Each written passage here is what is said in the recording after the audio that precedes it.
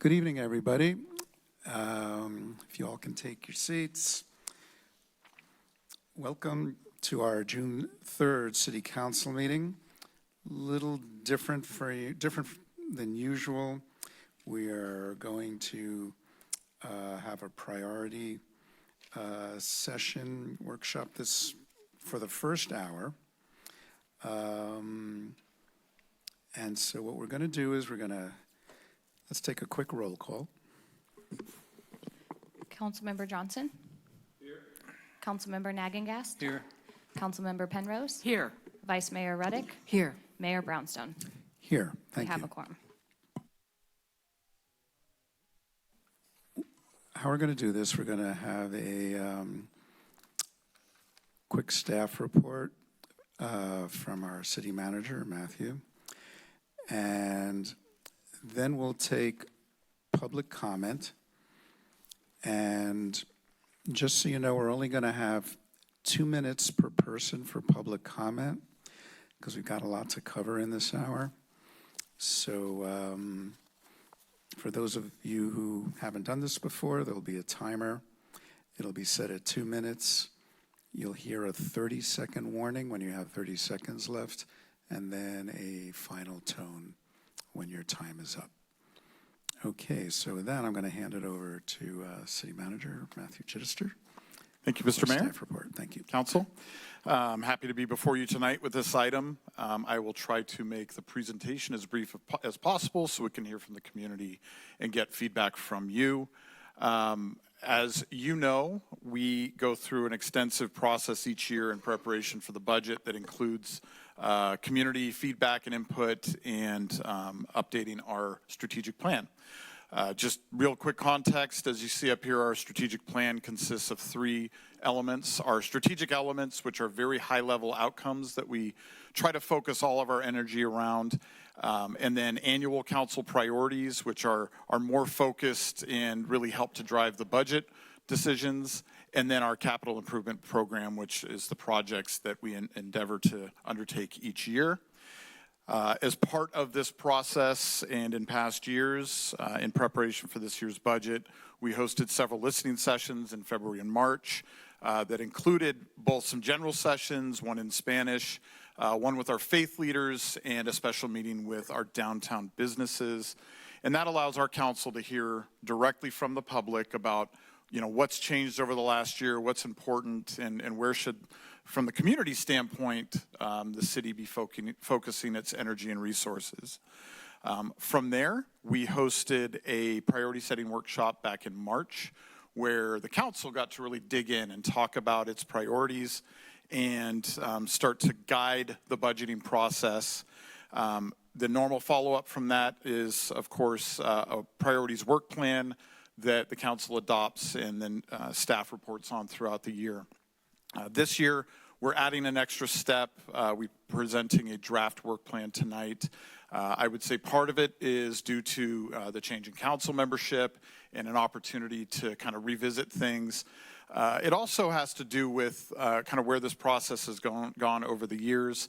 Last year's priority work plan was a full 6 pages long. It was extremely detailed and probably contains some things that are normal operational things the city does. And I think when you have too many things on a work plan like that, you start to lose what the priorities are and where the focus really is. So what we've done this year is we've really taken a step back, collected the feedback from the council, kind of recategorized that feedback, and I'll share in a moment how that breaks down, and kind of stripped out the things that are already operational within the city and really want to just focus on what are the different and important things that we want to put a special focus on this year. So as you can see, last year, our high-level priorities, we had 5. This year, we've condensed them down to 4. That could change tonight. That is really up to the council. This is just staff's attempt to try to distill down that information. They're in no particular order or priority.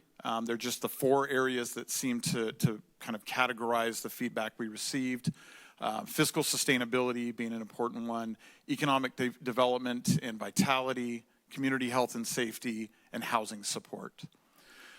I know this is difficult to read for the audience. There are copies of this in front of you, Council, hard copies. I've also got copies here at the table in front if anybody in the community didn't have a chance to review these online and would like to look at them with us today. We cannot zoom it in any closer, so what you see on the screen is as good as it's going to get tonight unless you grab a hard copy.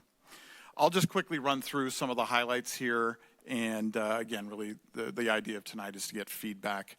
The first priority on the list we have is fiscal sustainability. We've had several years of coming out of the recession and the economic challenges from the pandemic. And, some of our revenues have not recovered the way we had hoped. And costs have obviously escalated, as we've seen throughout all sectors due to inflation, and some of our contracts with other agencies have increased significantly. And so we've been operating with a structural deficit the last several years. Fortunately, we've had a very prudent city council that has really bolstered reserves in the past. And then staff work really, really hard to be thoughtful about spending each year. And each year we've ended the actual spending each year with a structural surplus that we've been able to help kind of ease us through the next year. We've also utilized our economic uncertainty reserve to help balance the budget the last couple of years. But we know that this isn't a sustainable practice, and steps need to be taken to make change. So under balancing the budget and eliminating the structural deficit, one of the things that's happened is we've had some turnover in staff over the last year and some changes that we've held positions open. And I will say it's been a challenge because the workload hasn't slowed down, the priorities haven't slowed down, the expectations from the community haven't slowed down. And so staff has really shouldered a lot this year, but it puts us in the position coming into this fiscal year to look creatively at our structure and really structure things around how we operate as a city now and how we want to operate going forward, and hopefully also ultimately land on cost savings through changes or reductions in our positions. There are always opportunities to continue to look at operational cuts and efficiencies. I think staff has done a great job of cutting those things that the community won't necessarily feel, their extra supports, educational expenses and learning expenses for staff, things like that, sponsorships for certain programs. I think further opportunities for cuts are going to come through the loss of programs that the community is going to feel and is probably going to want to have some feedback on. Revenue enhancements, we did pass the Measure Our Sales tax last year, which is a big step in balancing the budget. We think there are other opportunities that could be explored as were discussed in the priority setting session.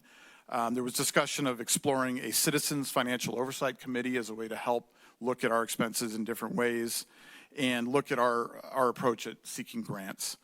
There's a couple other items in yellow, and the reason they're highlighted in yellow is these items really are operationalized. Doesn't mean they can't go in the priority budget, but they'd be a little bit redundant with what we're already doing, and so the council could make the decision you really want to make the statement that this is a priority even though it's already part of our operations. Under economic development and vitality, obviously tourism is our industry here. Our economy revolves around it, and the city's budget is highly dependent on it. And so continuing to invest in tourism and marketing and getting people into our hotels especially and shopping in our stores is really crucial.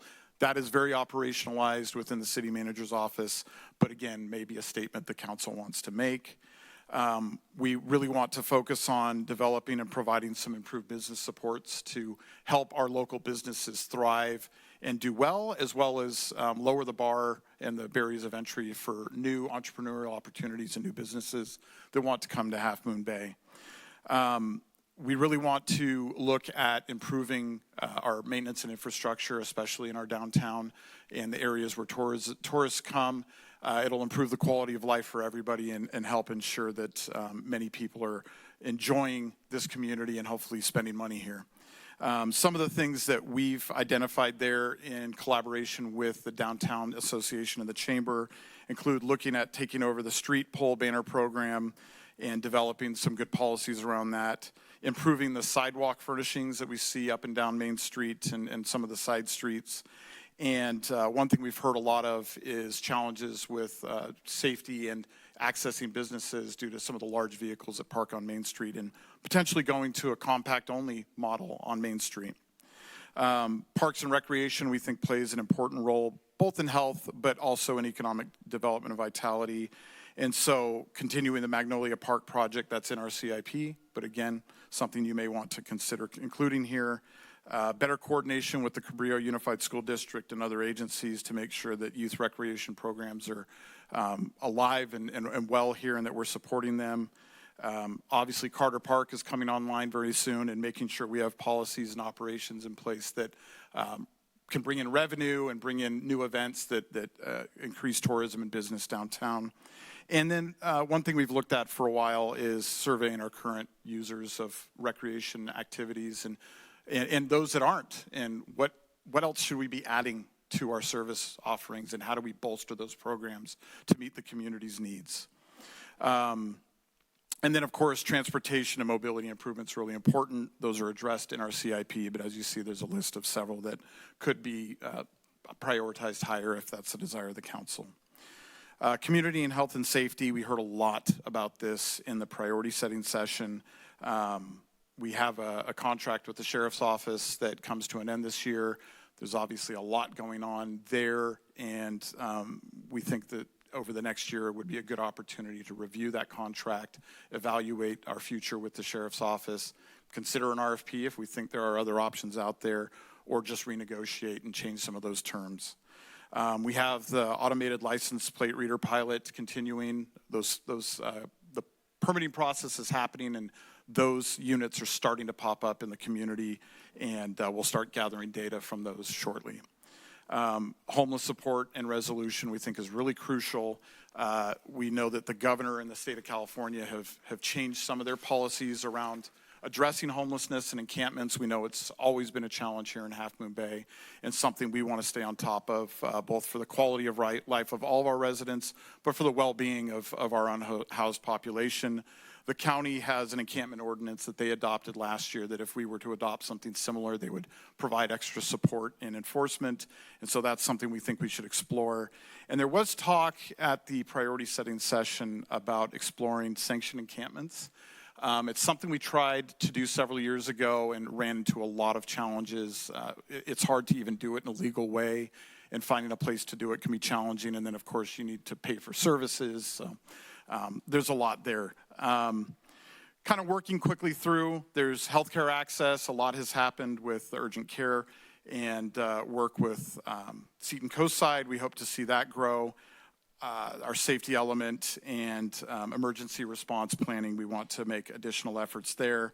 And then, of course, stormwater management is really, really important. There's a lot of items there being addressed in the CIP, but again, as a statement, the council might want to be pretty specific here.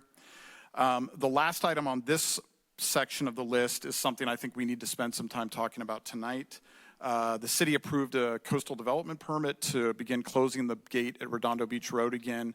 That was an old practice that had ceased over the last several years, and due to feedback from the community and some issues on that road, we decided to initiate a CDP to be able to close it.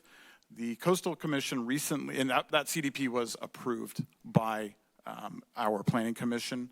The Coastal Commission appealed that CDP recently, and it's on their agenda for next Friday.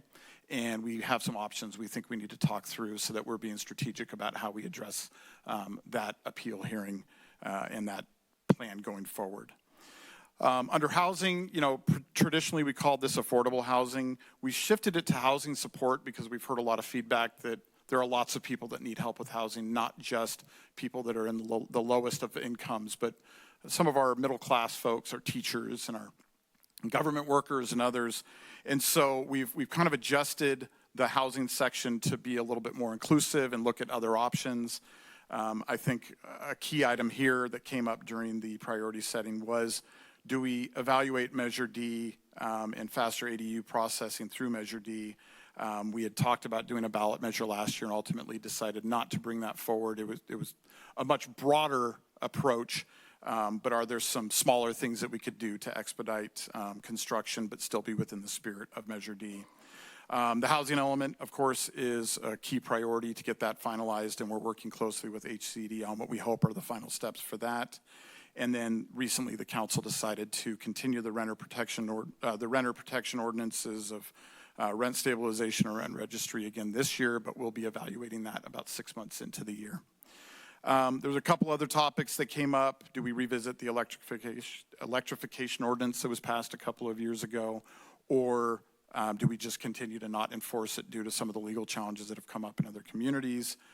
Minimum wage has been on the priority for the last year.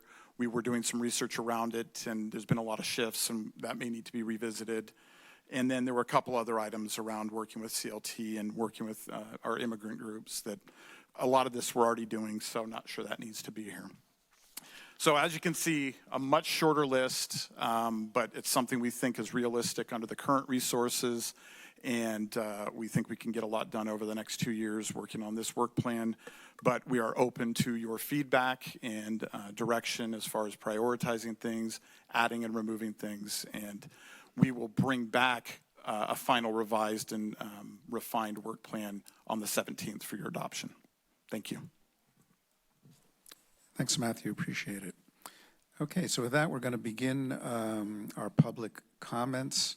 As I mentioned, you'll each have 2 minutes. We'll be setting the timer, so you'll have one tone at 90 seconds. That means you have 30 seconds left, and then a final tone, which means time's up. Okay, our first speaker is Bruce Russell.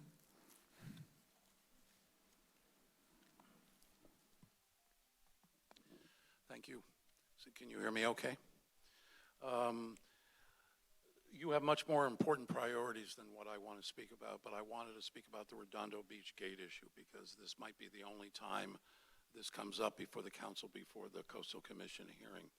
That hearing's on the 13th, and I'm not here to talk about whether the gate should be closed or not. Anybody who lives in Half Moon Bay and has been here for 30 years knows the issues with that gate. What I am here to suggest is that perhaps the staff and the city attorney could discuss with the Coastal Commission putting off the hearing on the 13th, trying to postpone it to another date, and engage in some discussion with the staff. And given the administrative record that was presented over criminal activity there and dumping and abuse of environmental areas there, because the issue is not free from doubt over whether or not it's correct that it shouldn't be closed. The city has LCP provisions that indicate that coastal access is very important, but so is public health and safety, and so is maintaining the natural resources there. Also, the Coastal Commission adopted and approved your implementing ordinances at the previous LCP that clearly called for the closure of Redondo Beach Road, the closure of Wavecrest and the Poplar. And the staff report that's pending suggests that all of that's illegal and that enforcement proceedings should be brought against the city. So this isn't just about Redondo Beach Road. But a related topic to Redondo Beach Road is the approval of the coastal land, the trust project in Wavecrest. Part of that project includes parking lots and restrooms. If Redondo Beach Road can't be gated, whether those parking lots and restrooms are going to be open 24/7 is a really big issue.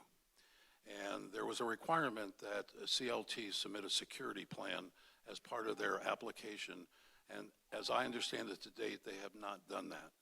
So although there's been suggestions that they will propose closure and gating of the parking lot and the restrooms, that's not been confirmed by them, and it's not part of their current application.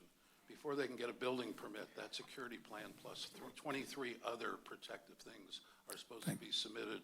And I understand that within the 1 year from their coastal development permit, most of that has not been submitted yet.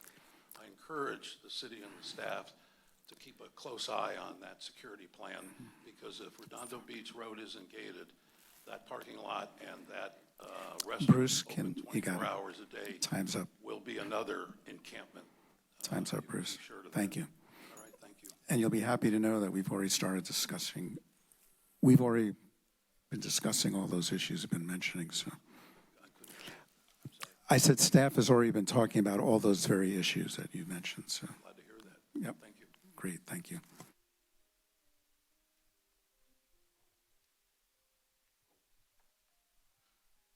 Next speaker is Paulette Eisen.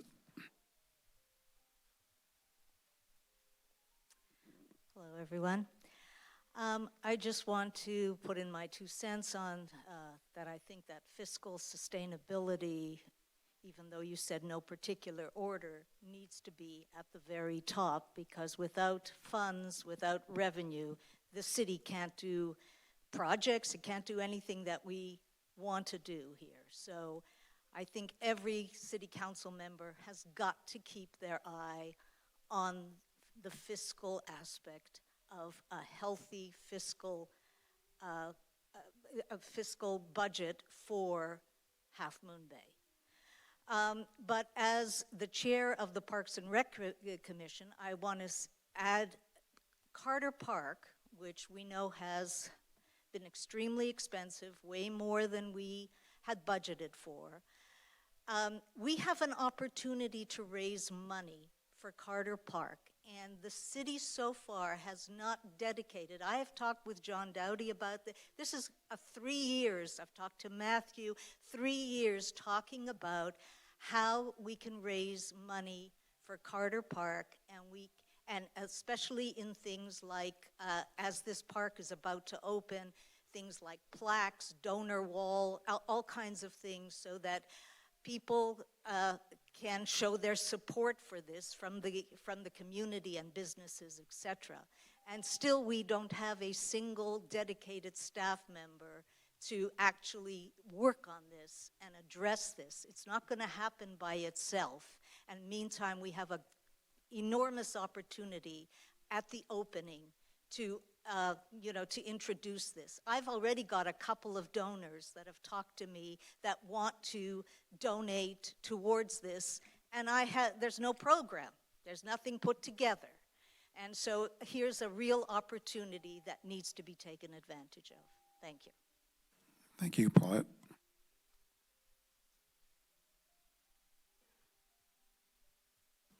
Next speaker is Harvey Rarbach.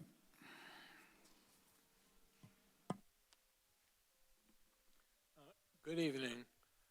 Of the 50 priorities that are listed on the draft work plan, I picked out 4 that I think are important to the community, and I just want to spend a little bit of time on them.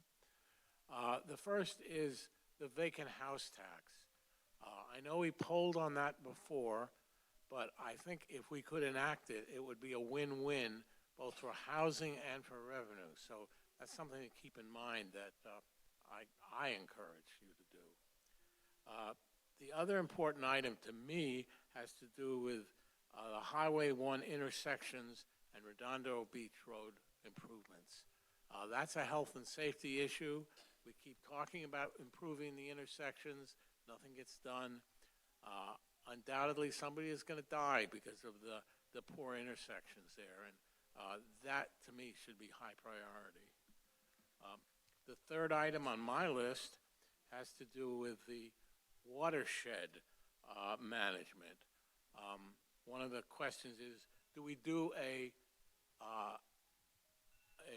citywide analysis of how to improve the stormwater? Or I propose that it should be a coast-side-wide improvement. We need to spend the money to figure out how to deal with what's going to inevitably be horrible erosion and flooding. So unless we do that, we're not going to be in very good shape in the future. The last item on my list has to do with immigration resources and support. I think we should coordinate with the sheriff to make sure that our immigrants can feel somewhat secure. I think if we gave the red cards out to the sheriff to distribute to the immigrant community, that would be helpful. I think we should encourage immigrants to attend these meetings. As you know, there used to be a lot of Latino people in the audience, and now there's none. And I think that's something that we should address, try to encourage, alleviate the concerns of that community, which is definitely something significant to them. Thank you. Thanks, Harvey. Our next speaker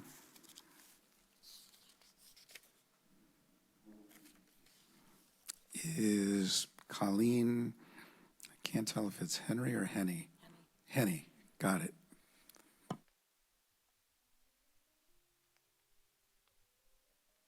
Good evening, council members, and thank you for taking time to hear community input on next year's priorities. I'm Colleen Henney, president of the Half Moon Bay Downtown Association and a shop owner on Main Street. Tonight, I'd like to encourage you to continue making economic development a top priority. As a business owner, I see firsthand how shopper behavior is shifting. People are more intentional about where they spend, especially Gen X and Gen Z. They're looking for memorable, shareable experiences, and that's what drives most of their choices. What to buy, where to travel, where to eat. And we believe that downtown can meet that moment. The Downtown Association has been working with the city, the Beautification Committee, and the Chamber to find immediate ways to improve Heritage Main Street, from cleaner streets, better signage, and more inviting public spaces. We also continue to invest in advertising, driving visitors to Main Street, to produce a map that gets distributed to every hotel on the coast side so we can capitalize on visitors that are already here, and to create events that draw locals and visitors alike downtown. We do need your help. With beautification facing funding shortfalls, we're asking the city to step in and help maintain our sidewalks, repair signage, keep downtown looking clean and safe. We see nearly 1 million visitors per year downtown. That many people takes a deep toll on our streets, sidewalks, and trash systems. And we hope you'll continue to support our shared efforts to strengthen the heart of Half Moon Bay. Thank you. Thank you, Colleen. Our next speaker is Mike Farr.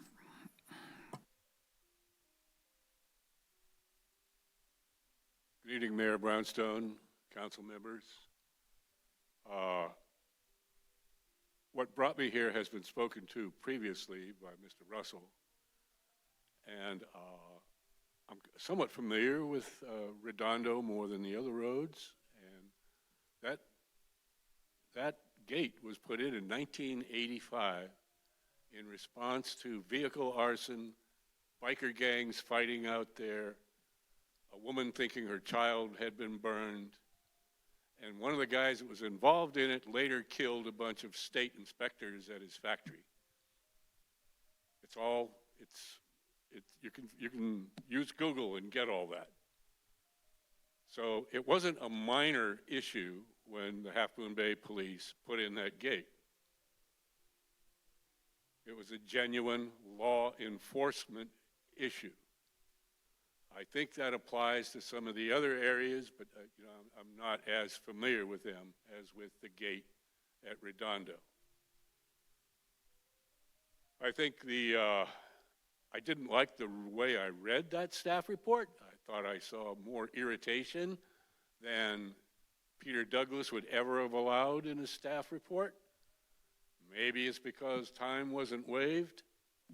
I think it's in the city's best interest if we get a postponement, and you see postponements all the time. You go through the agenda by the meeting day, half of them may be postponed. So they should give it to you.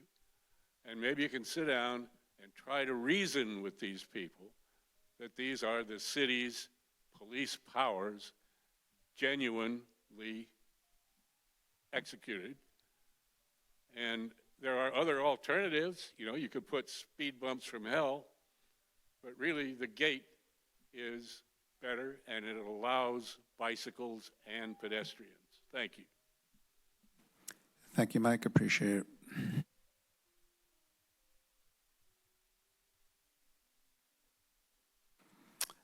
Next speaker is Mark Ramke.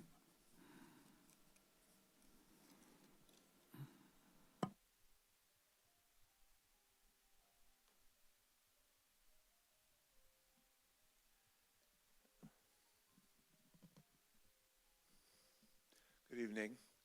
I'm Mark Ramke. I live down in Kenyatta Cove. It's a 55-plus mobile home park, far south of the city. Because of the new state fire map, half of the park is now in extreme fire danger. Some of the constituents or the residents are getting notices that their insurance is going to be canceled. To a 80-year-old lady who's not very apt at doing all those types of things, it's very traumatic. And the Highway 1 issue was dealt with kind of today. There's still pine trees along Highway 1. But then there's Kenyatta Verde Creek that runs between us and the golf course that has old eucalyptus, young eucalyptus, all kinds of stuff through there. And the fire map basically follows a creek. The extreme danger is anything close to the creek. And I was just wondering if it's always going to come down to funding. I'm just finding out that who owns the golf course. Half of the stuff is on the golf course. Half of the stuff is on our side. And I don't know if park management is going to have anything to do with fire prevention. They did cut all the grass between our place and Highway 1 today, though. So I think we're willing to work with everybody, but it's very traumatic to quite a few people there that they're losing their insurance. So thank you. Thank you, Mark. Appreciate that. We have one online speaker, remote, Trish Hayward. Hi, this is Trish Hayward. Thanks for taking my input. So a number of people have already talked about the gate at Redondo Beach Road. And I wanted to say that I reviewed the California Coastal Commission staff report. And while they weren't able to provide us clear guidance on what was required to get approval before this report, we see in the report that there are a couple things that we didn't do yet as a city. The first thing is that we didn't do a full analysis of the impacts to visitors of closing the gate. The other thing we didn't do is analysis and testing of alternative ways to achieve the same goals that we're trying to accomplish. You know, a lot of people have already talked about things like the, safety issues, fire issues, dumping, environmental issues.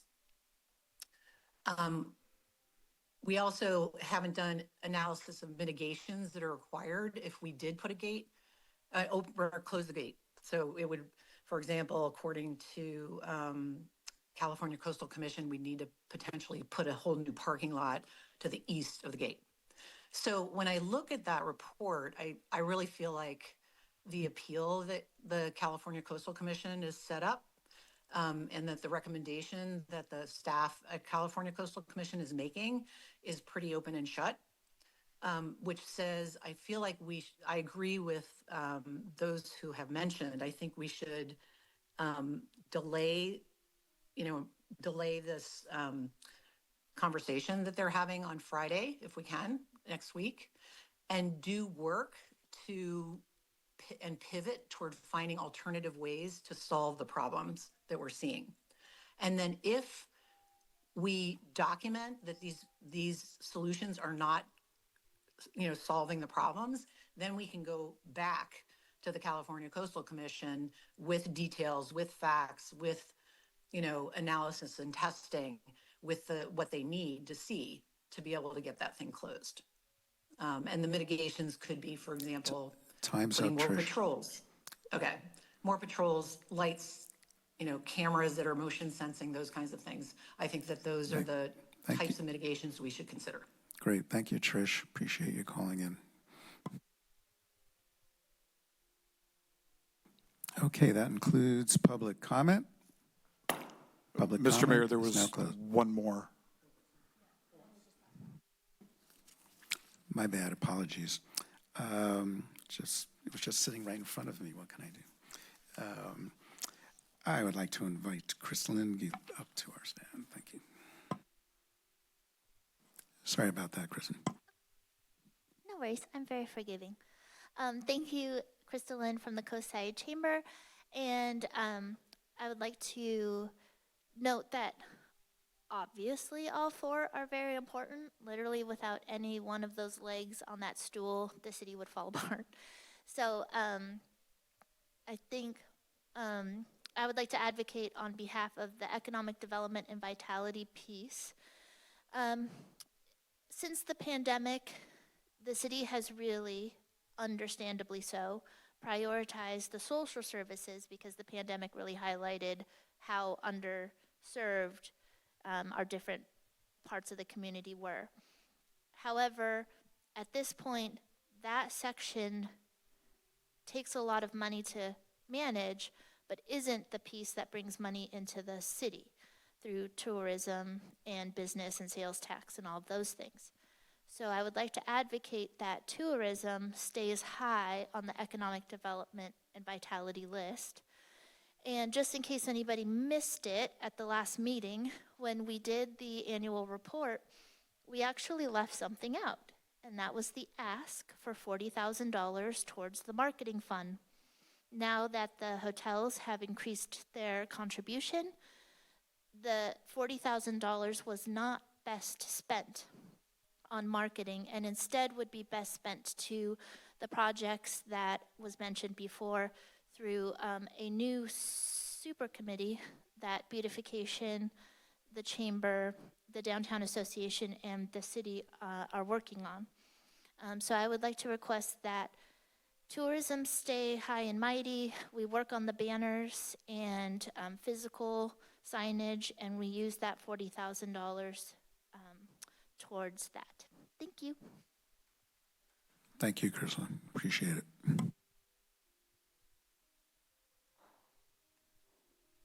Public comment is now closed. Thank you.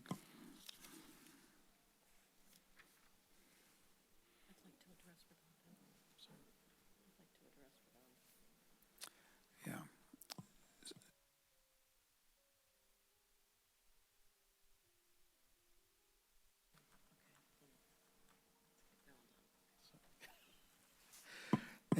Oops. Any clarifying questions or comments from staff at this point? I mean, from council? Okay. Vice. Yeah, go ahead. And just so that, too far away. Just so the community understands, you brought up about the highlighted items. Many of those are all in our operating budget or the capital, right? Just so the drainage, overall watershed analysis versus individual water course projects, there could be maybe a couple of ditches. I'm just going to throw out there Kehoe or Pullman, but those would be in our CIP portion. Yeah, the CIP does include funding for several of the individual water courses. I do think this is one where in our priority setting workshop, there was a lot of discussion about whether or not we address stormwater and water runoff issues by focusing on some of the hot spots first, or do we go up to the 1,000-foot level and focus on the whole watershed and, you know, trying to keep some of that water maybe east of Highway 1. I do think for the purposes of priority setting and this list, it would be good to get some consensus about how do we approach that. But so if, for me, you know, maybe that's just because it's me and my background, when I would say Pullman or Kehoe ditch, I'm not talking about just the ditch west of 1. I'm talking about the whole watershed. So maybe I should be more clear on that. But if I just throw out one of those terms, I'm meaning the whole, you know, east of... Everything feeding into those from the east. Yeah. Vice Mayor Reddick. First of all, responding to Redondo Beach Road, I think we need to get that delayed as soon as possible and use the time to strategize about the impact of the city of not closing the gate, and I think there are consultants that might help us with this and who do a lot of statewide work with the commission, because I think there are probably other cities along the California coast that have similar issues. And so I think what we want is probably, some collaboration with other jurisdictions who are feeling, the pain here, and try to make a bigger case, because things have changed in 30 years in terms of,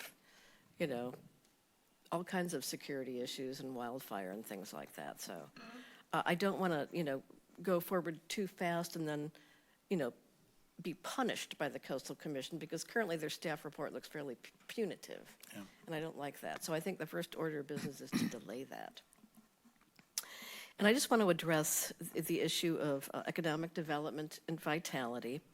I think we want to focus on activities that actually have the potential to bring city more money.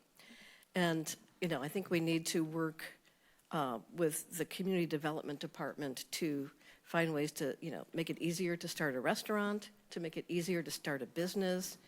I think if we do our core mission well, which is streets and sidewalks and that sort of infrastructure, if we do that well, then that makes us more attractive to tourists. What I don't want to do is duplicate the things that the Chamber of Commerce is working on and should be doing, or the BID, or the Downtown Merchants Association. I don't want us to invest in long-term entrepreneurial incubator projects. We're in a tough position right now, and I think we need to just zero in on those things that are associated with our core mission that we can do better and do well. Certainly we want to coordinate with those organizations. There may be special requests for projects. We still have to work on the issue of, the parking problem.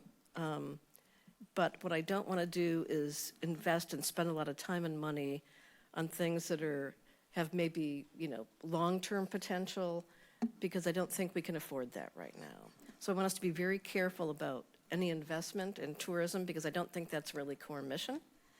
I think we do have core mission that can help that immensely, but we need to do that and do that well. So that's what I have to say about that.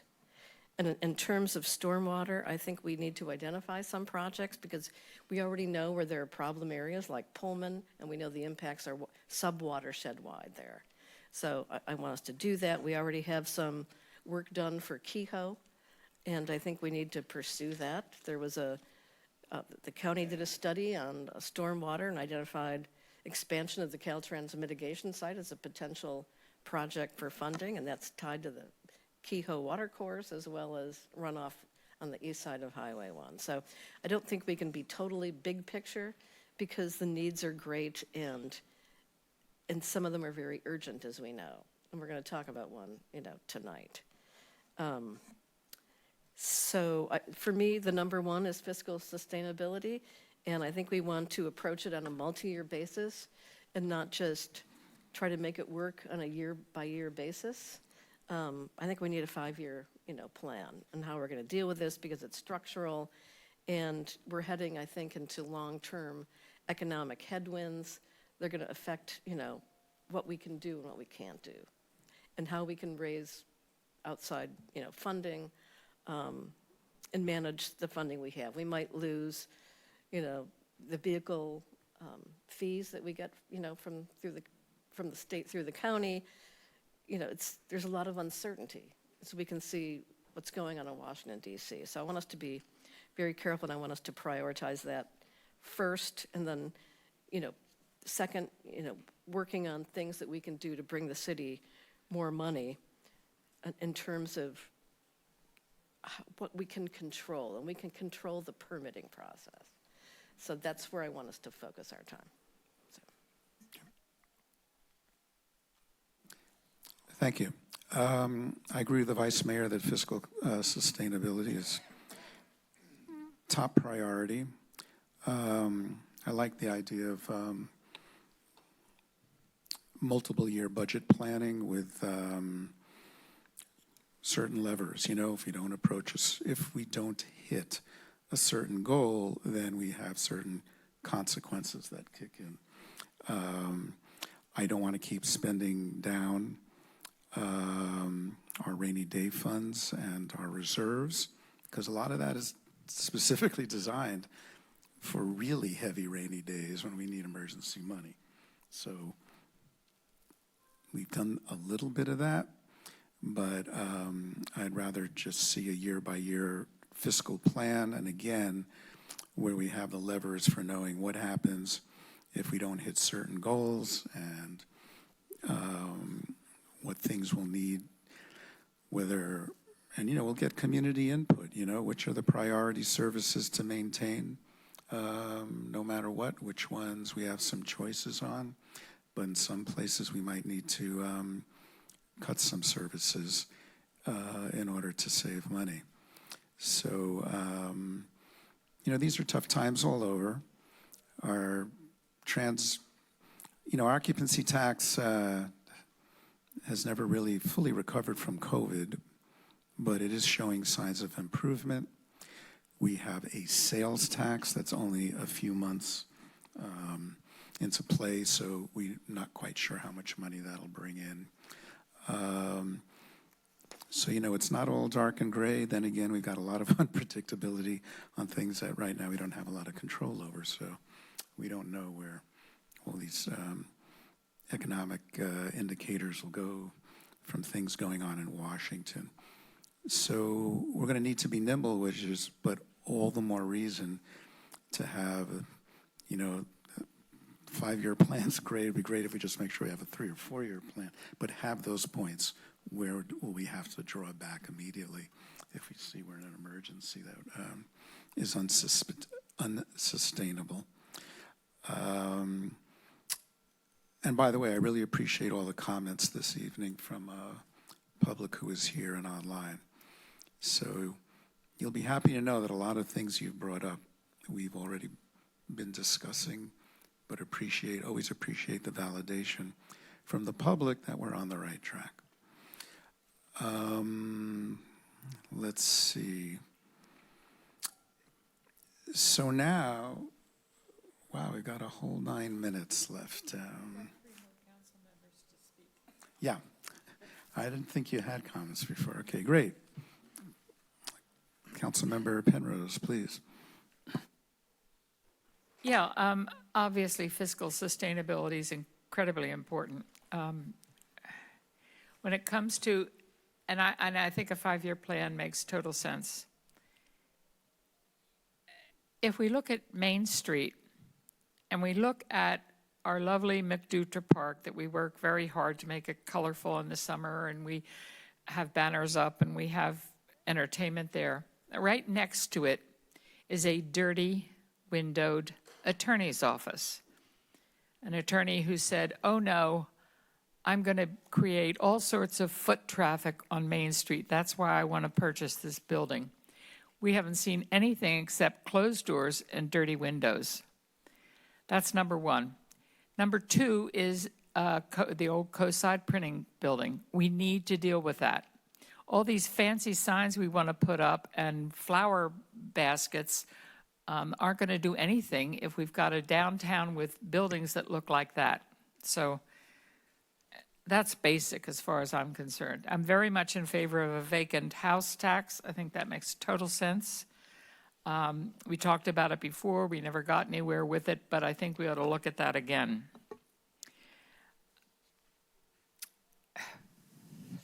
Homeless support and encampments. I think we have got to deal with the problem in a reasonable way. We're behind. We're always behind. Somebody gets under Main Street Bridge and creates a filthy encampment. It ruins the creek. It ruins the environment there. We're behind on it. We need to do something to protect our creeks. And if that's fencing, we need fencing there until the homeless issue becomes less of an issue. Looking at an overall homeless encampment, I think makes a lot of sense. I think providing immigration resources and support is critical. It's something we're doing right now, and I want us to continue on that track. I think that's critical. we're talking about probably 25% of our community who are in danger of having ICE come down and grab them, send them to Venezuela or wherever ICE is sending people nowadays. I don't want us to forget about housing. I see when I look at it, there's nothing except immigration and coordination with CLT on Wavecrest that's highlighted. Seems to me that might mean that nothing is being done. I know we've got to finish our housing element. I think that's critical, but I don't want us to forget about investing in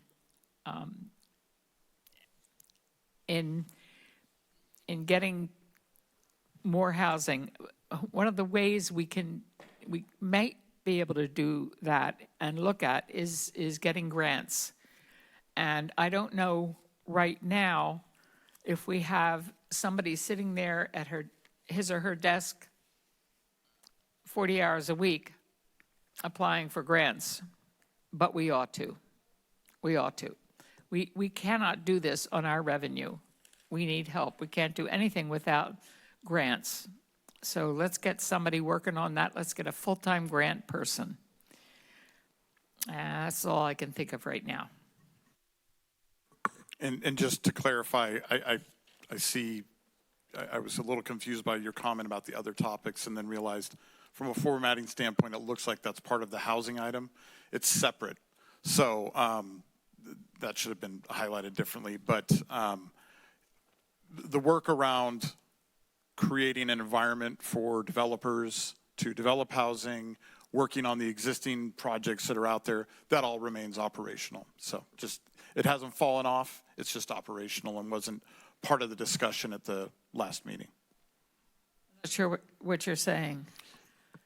Just reinforcing that the work on affordable housing projects, working with developers, making sure we have an environment where affordable housing development is possible is still an operational activity that we have here as staff. Yeah, I'm sure you do. However, I don't think it's, I think it has the potential for being wasted time unless we can get grants for things like housing. Without grant money, we can't do it. So, I want that to be a priority when people are talking about making things good for developers. We've got to have grants. Yeah, Vice Mayor Reddick. I just want to point out that the LCP implementing ordinances will help the housing piece along too, because, this involves zoning, and so we can call out, all kinds of housing types in it. We don't have to do it ourselves, but we can set the table, as Jill Egas used to say, have the policies in place and the zoning in place that welcomes that sort of activity. So I think moving forward with the implementing ordinances are going to be really important. Absolutely, and as Matthew said, that's work that's ongoing, and I get that. But the piece I'm talking about is the money. I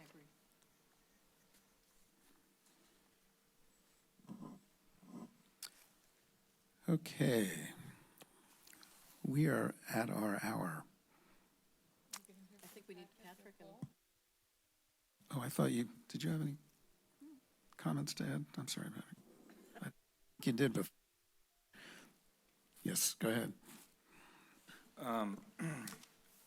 I think we definitely need to wake up downtown. I know money is an issue, but I think the plants, we talked about that, and I'm supportive of it. I already put $1,000 into that.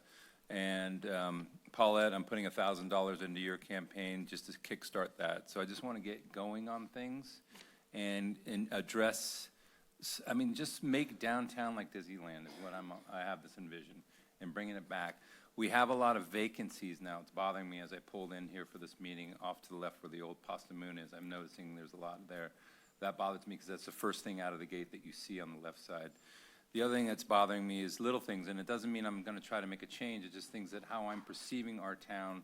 The coffee shop that's right there before the bridge. You look at the awning, it's starting to deteriorate, and the paint looks to fall. We're falling apart.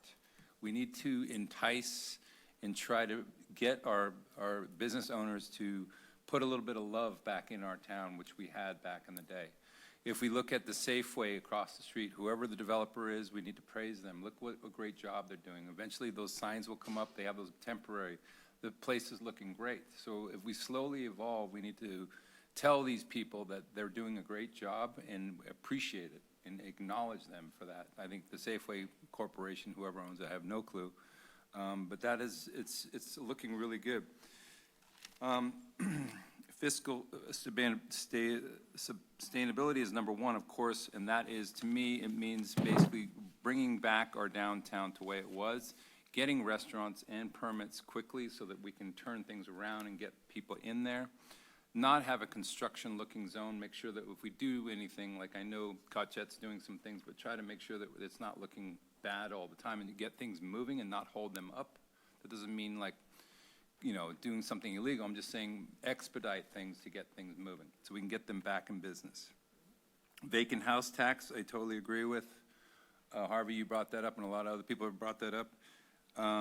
Redondo Beach Road, we've brought that up many times on the Gateway. I think we should delay that process to try to negotiate what our fellow council members said and what our folks have said. I agree. I'm not a big negotiator, but you guys know more than me, but I think we need to slow it down to do it right. Let's do that so we don't have the Coastal Commission, because I'm seeing with the Hyatt and all those other things, I'm seeing a lot of things with that Coastal Commission that I'm not sure of what's going on. I don't want to wake up the sleepy bears, so let's get that going so we can slow it down. The watershed issue, looking the big picture, I think needs to be done. I think Jimmy Benjamin's got a great plan. I've walked it with him 2 days in a row, 3 days I think it was. But I don't know if we have that kind of budget, but we need to know what's going on the east side and also alternative ways. Councilmember Ruddick brought up, I've walked that, I understand that, and I think Harvey, you understand that too. That Caltrans mitigation area is a good source. On the Pullman ditch, we have answers that I think Moz has brought forward to us that's in the staff report. I think that should be number one, and we should be working on problematic ones. We know the Kehoe one is, the Pullman ditch is one, and we've talked about it as a group, as a council, and we feel that's a strong area to start with. But that doesn't mean we have to look at the big picture from the helicopter version of what you guys are talking about, at least start talking with Rocket Farms. I know previously Nurseryman's Exchange, it wasn't that bad before, now it's Rocket Farms and it's changed, so we need to know what has changed and why it has changed, so I'd like to start at the basics. Housing. I definitely think that housing, because you brought this forward and this report's really well done, I'm really impressed that this is what we got out of all this work. I really like what we're seeing here. But I gotta say, on the medium income or middle class income, I have a serious problem. I don't have a problem with it. I support that because we need to make sure, because I have so many friends that are my age group that cannot even afford it. I just moved one of my best friends in high school, Moss Beach, $2,000 for a tiny little ADU kind of unit. And we need more units. On that note, we need ADUs more affordable, and we need to get the permit process going faster, I think, honestly, because what I just moved her into was perfect for her, affordable for what she could. She's just a waitress at the restaurant. But if we can get more units like that, I think we're going to help a lot of people in this town. There's more things. I don't want to hold everybody up, but that's my thoughts.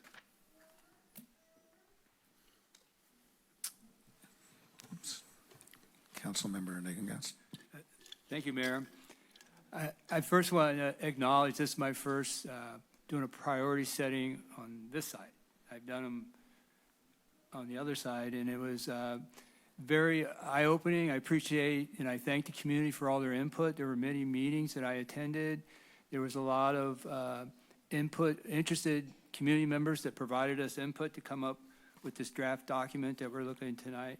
And from being the newbie here, it was good to not only, I know things that came to me when I was campaigning in my district, but also now hearing various things citywide. So I commend everybody that came out to play, and it was great to participate, and we got a lot of input.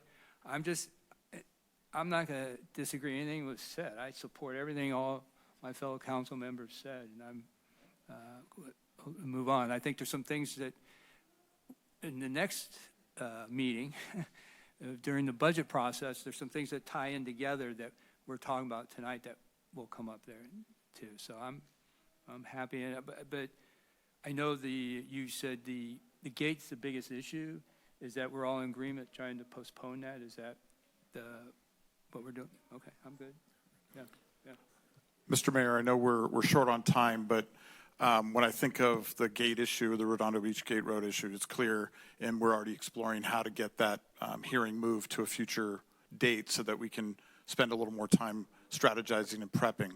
But I'm also, you got to have Plan B. And I would love a little direction from you all on what if we don't get that extension. I think we have two options that they've kind of presented to us. One is we stay the course, we plead our case during the appeals hearing, and let the commission make a decision. They've kind of outlined in that staff report some other things that could be consequences of essentially forcing them to hear the issue that I am concerned about in relation to some of the other gates that we have here in town. Worst case scenario there is there's enforcement, we have to open all of our gates, and then we kind of have to start from square one. Option B would be to withdraw, which is what they're recommending in their staff report, is withdraw the CDP application before the meeting so that they don't have to hear it. That may buy us a little bit of time on some of the other properties and allow us some time to strategize and revisit this going forward. I could argue both ways. I think staying the course and kind of just seeing what happens with the Coastal Commission puts us in the same boat, other than I think it puts some of our other beach access at risk. And I do worry about Wave Crest Road and our baseball diamonds and some of the issues we've had down there if we can't close the gates at night. And we know Poplar Beach, we actually had some incidents here last night. It's the end of the school year. The sheriff's office is on top of it, but there's a lot a rowdy group of 50 teenagers can do when they're determined to get to a beach, and it does strain the resources. So Withdraw. That would be the plan B, I think. if we couldn't get a postponement. But I'm going to make it clear, we are not denying access to beaches. We're denying the ability to use a vehicle that you may transport or do nefarious action out there, and that's what this is about. And that's always been the argument. Right, but it just sounds like, oh my God, Half Moon Bay is locking people out of no, we're not doing that. And remember, state parks can close their gates. Yeah. And to me, that's kind of an inequity there. Yeah. So I think if we can't get the postponement and we do decide to withdraw, I get the sense that this remains on our priorities list, and we continue to work on this issue and try to get ourselves in a position where we have control over those gates and do what's right for the community. But what's that do with the Redondo Beach Gate if we withdraw? Basically, it's status quo because we never implemented the closures because there was an appeals period, and essentially as soon as that appeals period ended, the Coastal Commission appealed the permit. So we never went into implementation. The gate's been open this entire time. But would we try to close it, or would we wait till we discuss with Coastal? We don't know the answer to that yet. I think trying to close it might be poking the bear as much as just pressing forward with the appeals hearing. Okay. I think we already have a good case, the reasonable access versus unreasonable activity that has constantly been reoccurring when we just have full, complete access. So if we open up the gates, we'll probably have even a stronger case. So either way, status quo won't kill us. It just makes it more, putting the community through more stress that, we shouldn't have to. But, okay. And certainly staff will put on a full court press over the next week to try to get to that postponed. That seems to be in everybody's best interest. And if we,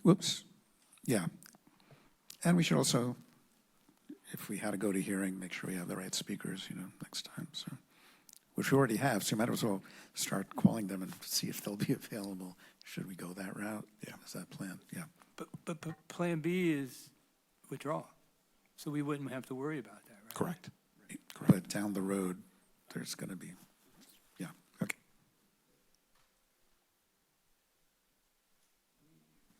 We're we're going to take a 5-minute break.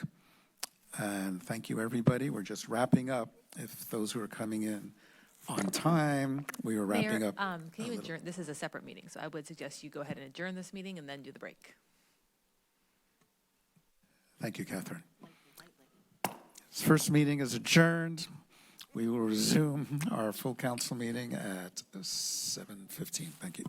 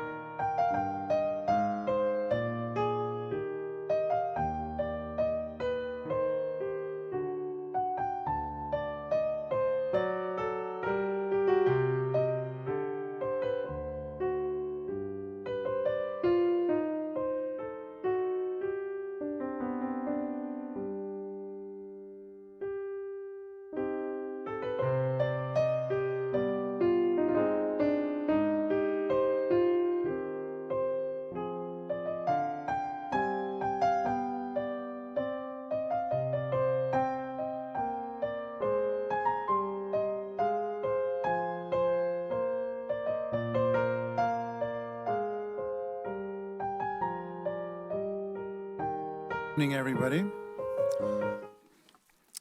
Welcome to June 3rd meeting of the Half Moon Bay City Council. We will begin with a roll call. Councilmember Johnson? Here. Councilmember Nagengast? Here. Councilmember Penrose? Here. Vice Mayor Reddick? Here. Mayor Brownstone? Here. We have a quorum. Thank you. I ask that we all stand for the Pledge of Allegiance, please. Thank you.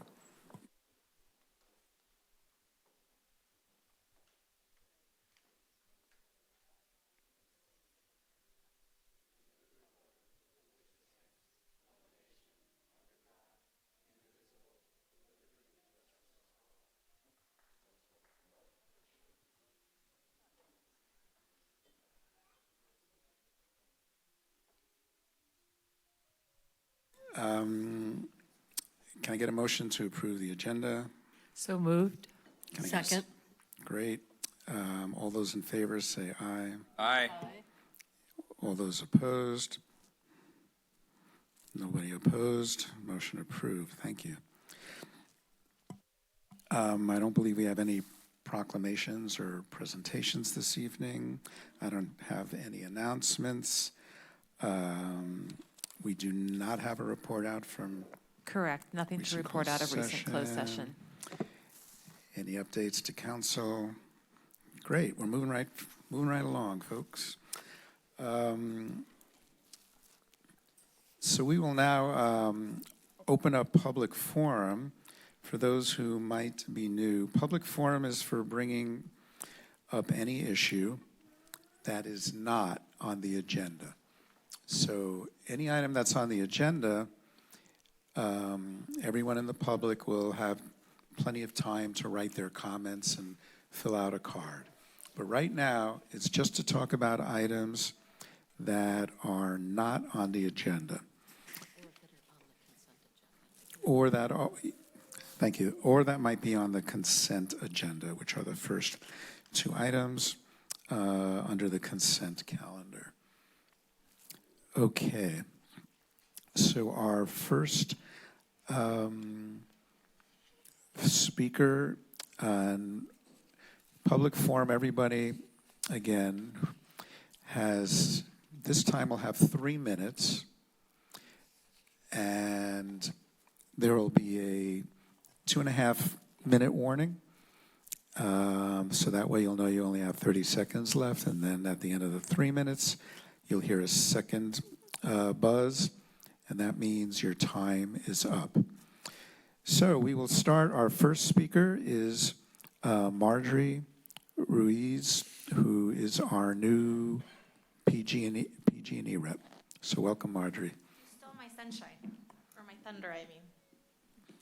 Mr. Mayor, council members, members of the public, good evening. Thank you for this opportunity to introduce myself to you.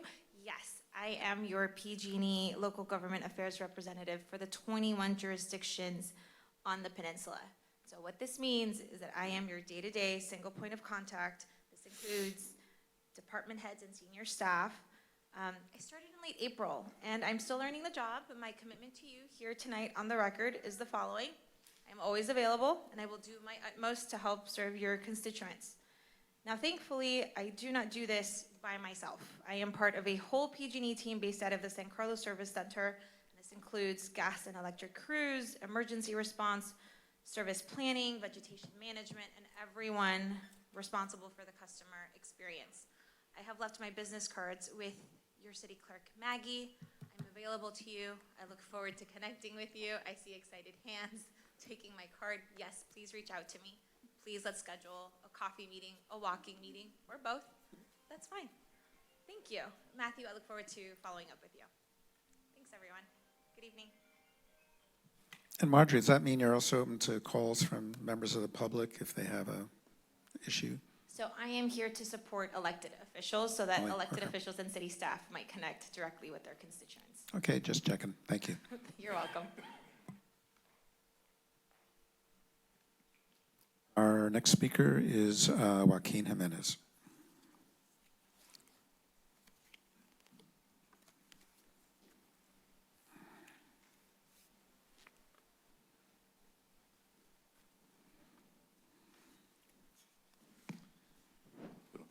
Good evening, Honorable Mayor, Vice Mayor, council members, city staff, members of the public. My name is Joaquin Jimenez, and I'm here to thank you. Thank you a year later of my son's passing. We're still receiving a lot of support from the community. We did receive a lot of cards from all over the coast. From community members, condolences. And it's been a difficult year. It's been a very difficult year, but there are some other things, that are happening in our lives that we're very happy about. I'm a grandfather. Thank you. My son's girlfriend was pregnant when he passed, and she gave birth to a beautiful boy, healthy. He's a big kid.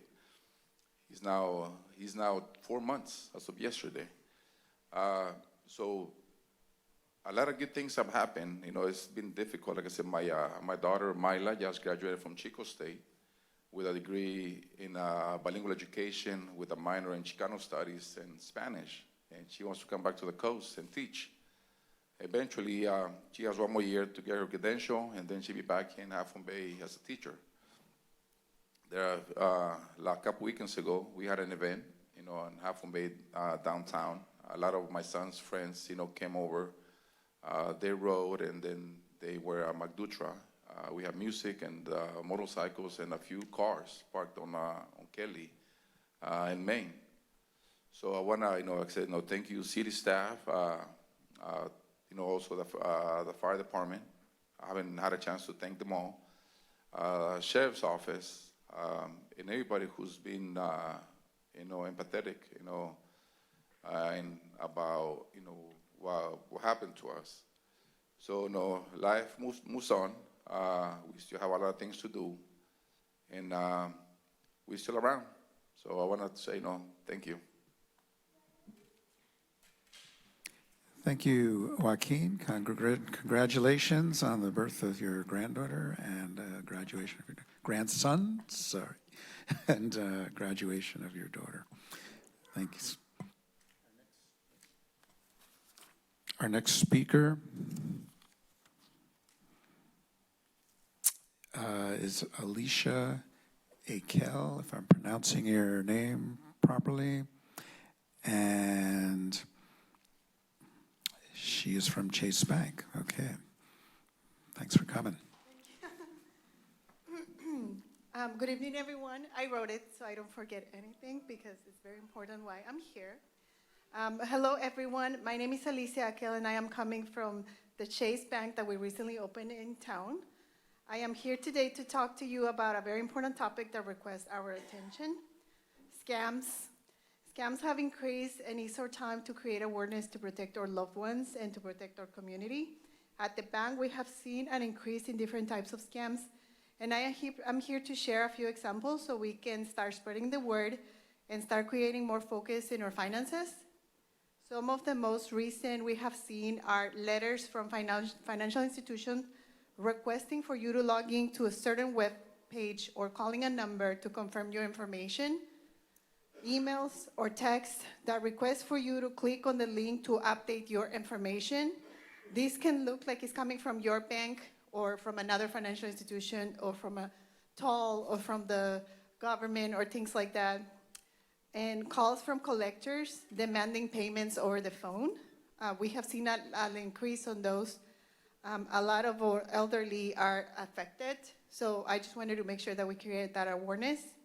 One thing that I can tell you today that hopefully gives, sorry, that's my son, gives everyone a little peace of mind is that financial institutions, and I'm not just speaking about Chase, but most of the financial institutions, we won't request any information like that from anyone. If we need something from you, we will call you over so you can come in person with proper identification. These letters, calls, emails, they're very confusing because they look very real, but unfortunately they're all scams.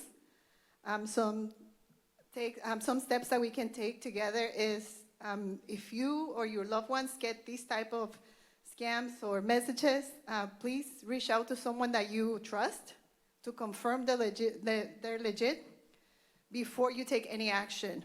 If that doesn't work, you can go to your own financial institution, and they will be, I'm pretty sure they will be very happy to help you. And if that doesn't work, you can come to us. We're here, we're open, and we more certainly can help you and assist you to make sure that before you take any action, you are sure what you're doing, because once you lose that money, it's very hard to take it back. And we just wanted to create awareness on that. Thank you so much for your time. Thank you, Alicia. Really appreciate your coming this evening. Our next speaker is Rocio Avila.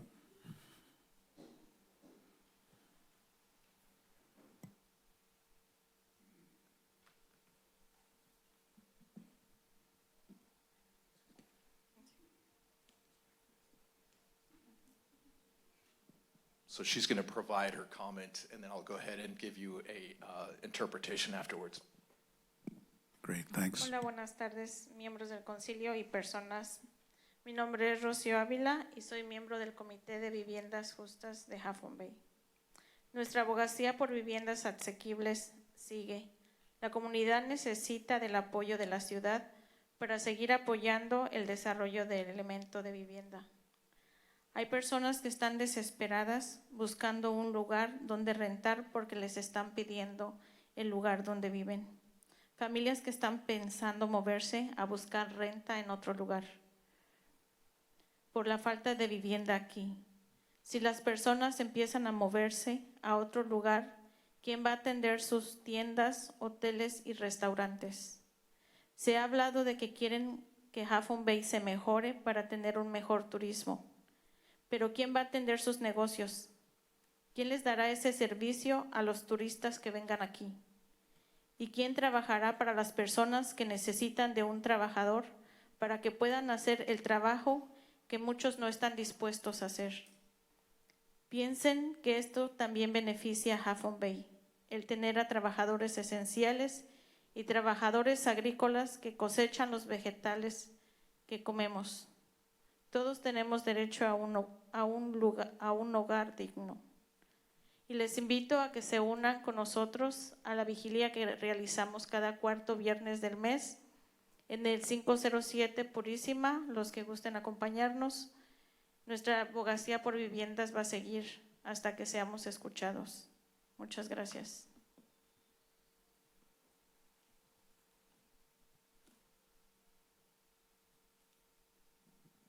Good afternoon, members of the council and all people that are present here. My name is Rocio Avila, and I'm a member of the Affordable Housing Committee here in the coast and in Half Moon Bay.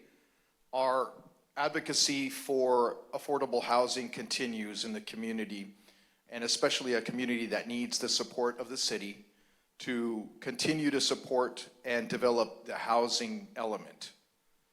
There are persons that are desperately looking for a place to rent because they're actually asking for them to give up the place where they're at. So families are actually thinking about moving to look for a place to rent in other places because there's no housing here. If the people begin moving out to other places, who's going to take care of all of the stores, the hotels? Who's going to work in the restaurants? There's been talk about Half Moon Bay wanting to better their tourism, but who's going to take care of those businesses? Who's going to give those services to the tourists that come here and that work and all of the work that these people need and do so that they can actually do that work that a lot of people aren't willing to do? So let's think about this and think about what benefits Half Moon Bay and having workers that are essentials and farm workers that harvest all of the vegetables that we eat. We have a right to dignified housing. I also want to invite you all to the meetings that we have for Just Housing that take place every fourth Friday of every month at 6 p.m. over at 507 Parissima Street. We are going to continue advocating for housing, affordable housing, and thank you very much. Thank you, Rocio.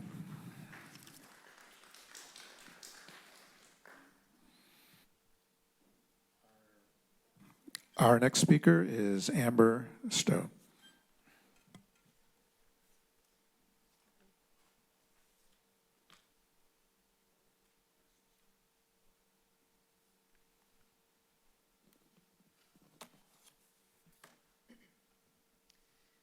Thank you, council members, city staff, and members of the public.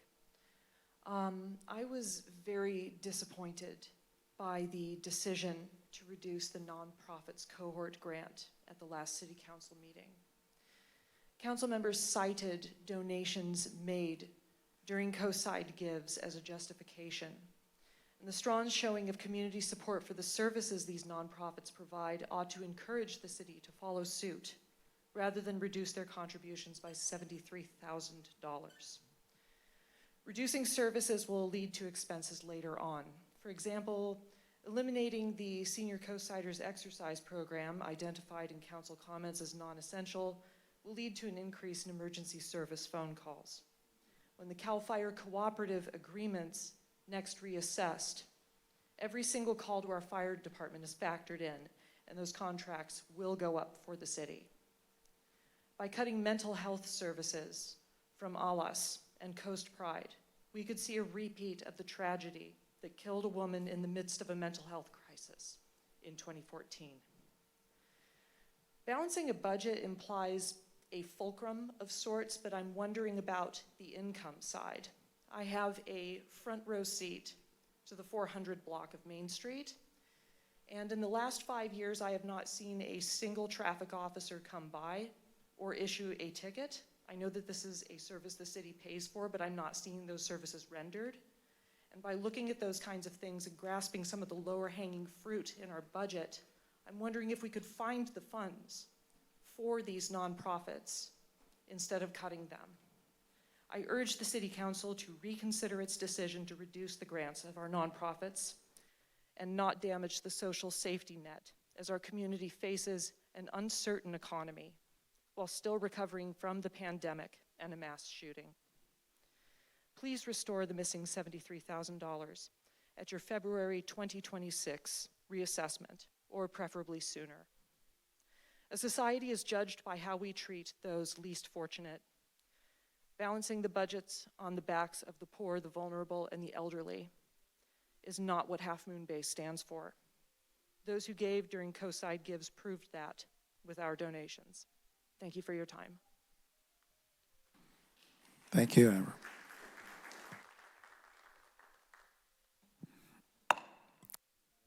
That concludes public forum.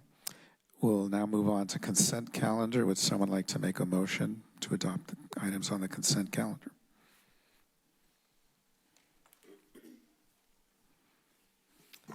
I move that we adopt the consent calendar. Item 1A, waive reading of resolutions and ordinances. Item 1B, warrants for the month of April 2025. And item 1C, resolution in opposition to offshore oil drilling activities and expansion of offshore drilling in the Pacific Ocean. I'll second. Can I have a roll call vote on that? Councilmember Johnson? Yes. Councilmember Nagengast? Yes.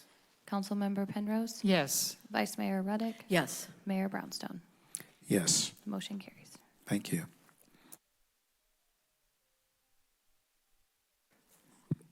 We're going to move on to ordinances and public hearings. I will be recusing myself due to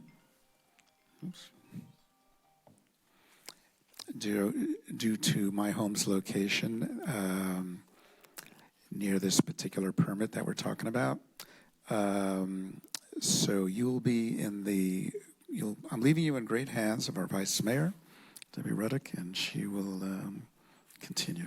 I don't think I need need the gavel, but let's just pass it over. Yeah, let me. Okay. All right. Okay, welcome to item 2A, which is the coastal development permit and architectural review for a new residence at 2800 Champs-Élysées Boulevard, file number PDP 17-055. So this is not an appeal hearing. It's not even a public hearing, really, is it? It is. It is a public hearing. Okay. So after I open the public hearing, those who have signed up to speak, I think we have 7 people right now, and I'll give each of you 3 minutes. And if anyone is online who wishes to address this item, you'll need to raise your hand now, and then we'll take you in order after we hear from people who are here in person. So it's 2 minutes, and the city clerk will. Sorry, You said 3. They get 3 minutes because there's less than 10 people. You just said 2. Oh, sorry, 3 minutes. And the city clerk will operate the machine that'll tell you when you have 30 seconds left, and then finally there'll be a buzzer that tells you need to stop. So I think we open with a staff report first, and then we'll open the public hearing.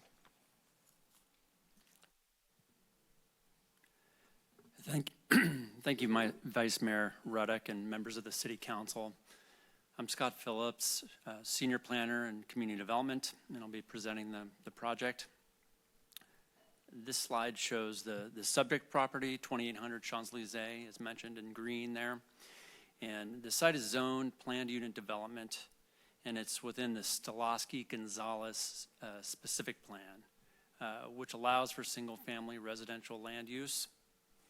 And the site slopes gradually from sort of the high point along the cul-de-sac at 38 feet above sea level down to a low point to the west at 30 feet above sea level. And the Pullman Watercourse runs just outside of the northern boundary of the property. Now, the project includes a single-family, 2-story single-family residence with a 2-car garage, and which would be attached by a covered breezeway. And total square footage for both the interior space and garage would be 4,710 square feet. And as I mentioned, this site is just the house would be just south of the Pullman Watercourse. Permits requested include a coastal development permit and architectural review. And a condition of approval requires an irrevocable offer to the city for an easement along the northern part of the property for a possible future drainage improvements. Now, this project review has sort of a long history. It went to the Planning Commission on 5 separate occasions. Once in August of... Scott, I apologize for interrupting you right in the middle of this. I don't think your microphone's on. You project really well. Or Sorry. You've got to get, there you go. Okay. I just want to make sure people Yeah, at a little home closer. can hear Sorry you. about that. Thank you. Yeah, so maybe I'll take a step back and just reiterate that the permits requested include a coastal development permit and architectural review for a 2-story, 4,710 square foot single-family house. And a condition of approval requires an irrevocable offer to the city for an easement along the northern part of the subject property for possible future drainage improvements. So irrevocable offer for an easement. Now, as far as the project history, the project was reviewed by the Planning Commission on 5 separate occasions. Once in August of 2018, application was submitted in 2017, and then again in April of 2019, again in May of 2020, July of 2023, and then finally in September of 2024, the Planning Commission denied the project on a 3-0 vote And then the applicant shortly afterwards appealed the decision. Now, the City Council reviewed the appeal in October 2024, and on a split vote, the decision of the appeal on a split vote, the decision of the Planning Commission stood.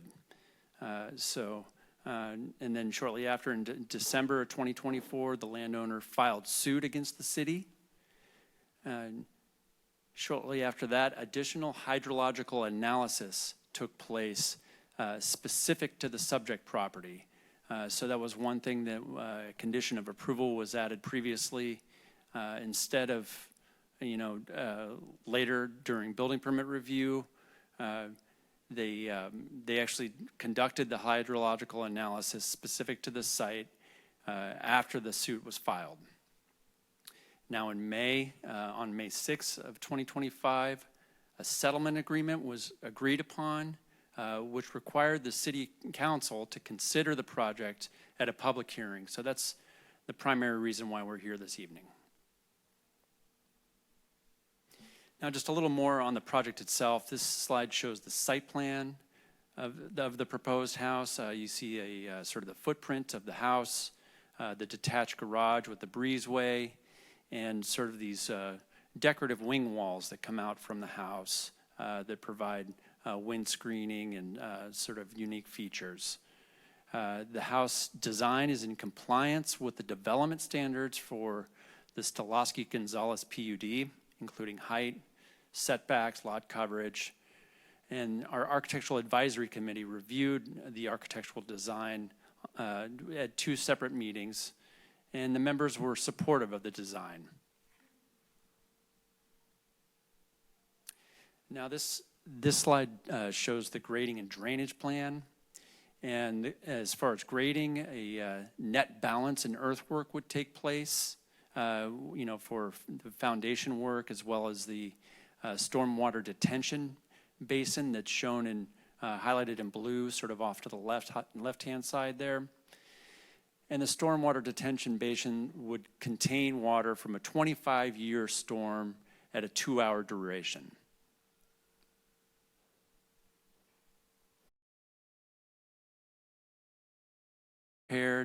And this would need to be updated to reflect the stormwater detention basin that was added after the landscape plan was prepared. And the landscaping would facilitate drainage and direct stormwater to the detention basin, as well as help with on-site detention.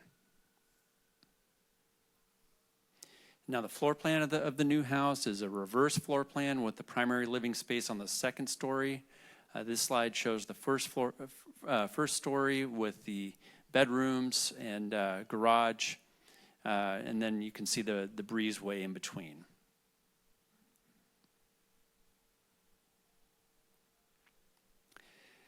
Now this is the proposed front elevation that would face Champs-Élysées Boulevard, sort of the cul-de-sac. Some of the garage would be seen, but primarily the 2-story element of the main house.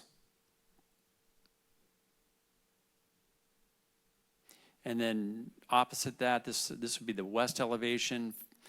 This is, a lot of this would be screened by the existing trees, but this is the side that would be seen from the coastal trail and the state park.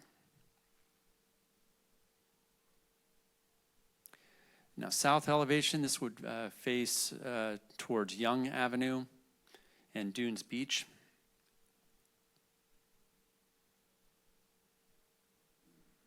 And then the north elevation facing the Miramar neighborhood. The windows have been reduced on this side, but still a variety of architectural features. And then just, I've also put in a couple of renderings. This is from the Champs-Élysées cul-de-sac.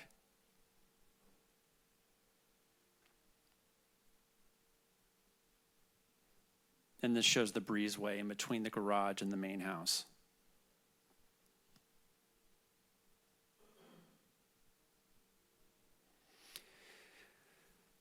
Now, one of the primary concerns from the Planning Commission after the several hearings was compliance with land use plan policies. One in particular was policy 7-57,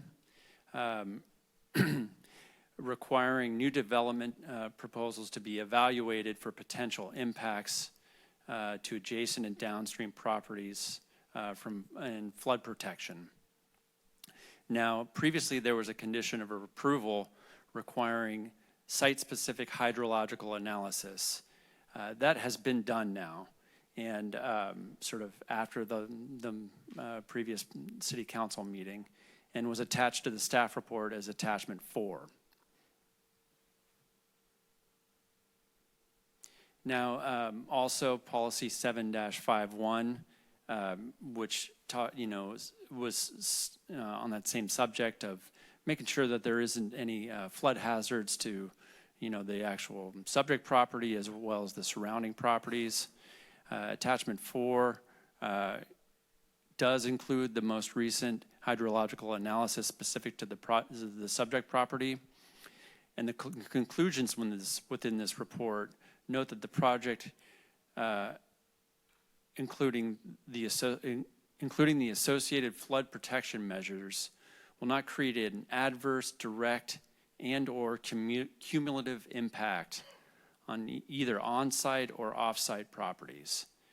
So we were pretty happy about the, the most recent hydrological analysis that took place.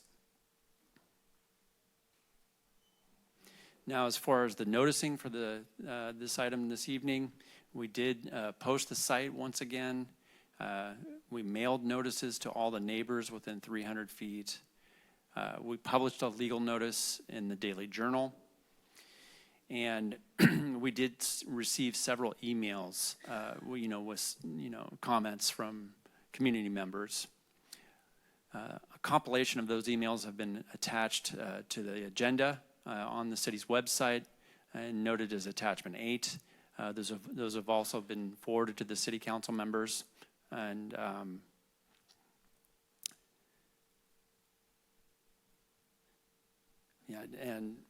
staff does recommend approval as noted in the staff report. And I'm available for any questions. We also have the applicant present this evening. He did note that he would like to speak at some point.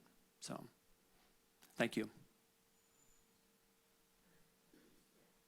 So we'll start with clarifying questions to staff from council members. Who'd like to go first? Paul? Thank you. So if because this is a part of a coastal development permit, if the council approves it, is there still a process where it could be appealed to the Coastal Commission? Yes, thank you for asking that question. Following an approval by the city council, city staff will send in documentation to the California Coastal Commission.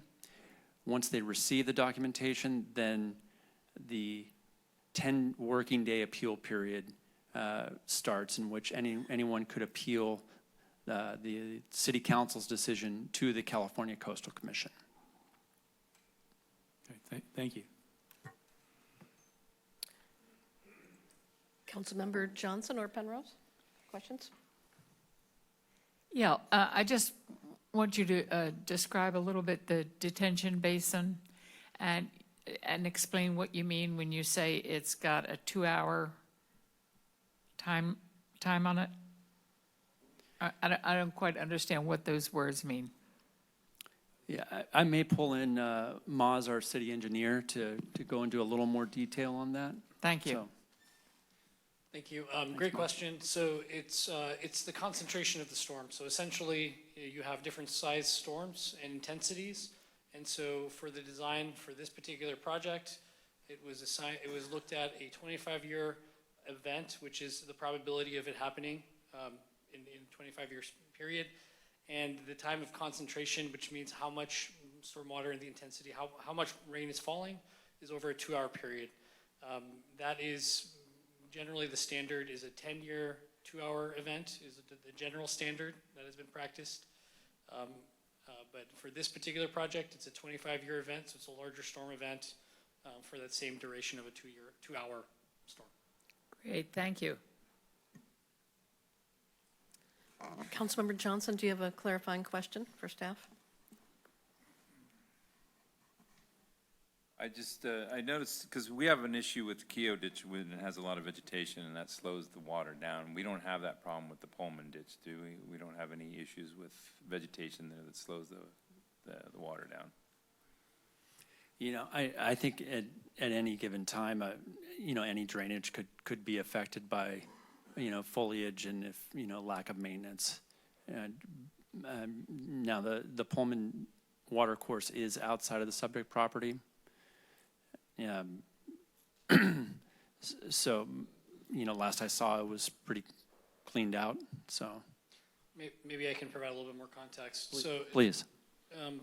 For maintenance of a water course like this, it's either way. If you don't have enough vegetation, that's a problem, because then you have erosion potential and other concerns. If you have too much vegetation, then you have blockages and potential reduction in volume. So there's always a sweet spot in the middle that is ideal for any water course, especially one that is utilized for conveyance of stormwater. So it's either one could be a problem. It's going to be site specific. And in this particular case, lack of vegetation it would cause some erosion concerns. But again, too much vegetation would be a hindrance to the conveyance of the waters. What about, because I noticed on some of, if I, going off photos and going off of memory, because I haven't been out there, because I was pretty involved 10, 15 years ago, but a lot of the pictures that I saw brought back my memory. People have actually built little things, put retaining walls, put little bridges and things like that. Is that in the report? If the water gets so high, does it go over those? Is that in the perspective? Because I noticed in some of these reports, they're talking about just the soil and the grit of the soil and how much flows in in the actual ditch at certain periods of time. Is that taken into account for that? Because I'm assuming the water goes over those man-made bridges that they're doing. So for the analysis, it really if I'm understanding the question clearly, for the analysis, it looks at the conditions of the water course in itself, and it also looks at the elevations. There's a component as well that introduces the amount of soil moisture within the surrounding areas, and there's some calculations for turbidity, which is when you have finer materials that are mixed into the water, where it's a little bit gray, cloudy, not clear. So some of those components are incorporated into the modeling, but again, the modeling is not a perfect representation of the reality. There's inputs and things that you have to manipulate in order to create the model.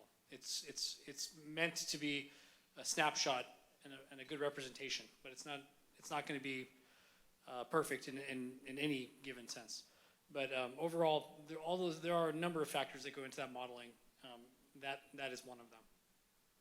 So I keep hearing a lot of questions like, was the modeling done in a dry season or was it done in a wet season? What was the conditions that the modeling was done now? Well, there's multiple technical reports. So there's if you're talking about the percolation tests that were done on the soils and the groundwater conditions, that was done, I believe, in the drier seasons. The modeling itself that was done, that was based on you basically are creating a storm event for that model. So it's assuming that you're having a pretty, especially for the iterations that were done 10-year and 100-year, you're creating those events. So the assumption of the model is that you are having a rain event, so it's during an event. But then some of the technical studies, there's been some questions and comments on that. And I don't have those in front of me, but I think Scott may be able to point to some of those dates that those were taken. Because I think from past conversations, and memory serves me correctly, there were some percolation tests that were brought up by the community as far as the timing of them. And some of them were done during the drier seasons. But for the model itself, it's assuming that it's during an event. On the, because we went through this whole process of, on the very end, the culvert, or the drainage at the very end over on the state park side, and that was built at, what level was that built at? Because I think that was actually overbuilt, and it was bigger than we really wanted. Is that correct? The city collaborated with state parks. The concerns from the Pullman watercourse were brought to our attention a number of years ago, and so the city staff have been looking at the topography and the lay of the land to be able to better understand the situation. And part of that timing was interesting because State Parks was looking at their culvert replacement, so we did share that data with them so that they would be able to utilize the more comprehensive level of work that we had put into it. So it was sized for a larger storm event with the concept in mind that it would help convey that and basically have a better representation of the type of flows for long term, especially as we move forward with looking at solutions for whether it's rerouting or however the improvements move forward in the future. So it's able to handle an improvement as we go forward. That will be able to handle. We wouldn't have to rechange that at the end because we're starting backwards, is what I'm trying to say. Yes, it's always the challenging part. The fact that they came forward with an application, we just saw that as an opportunity. So because we had the data, we shared that with them so that we could get the improvements that they're preparing to complete done in and be reflective of what we were seeing as far as the types of flows for this watershed. Can you give me a little bit more, because when I read it, and I'm not an engineer, I'll just be clear on that, you guys know that. But it talked about one culvert feeding another culvert, and they were talking about how the effects are. It was in the report there. Can you explain that a little bit more? Because it shows you all of them down the line.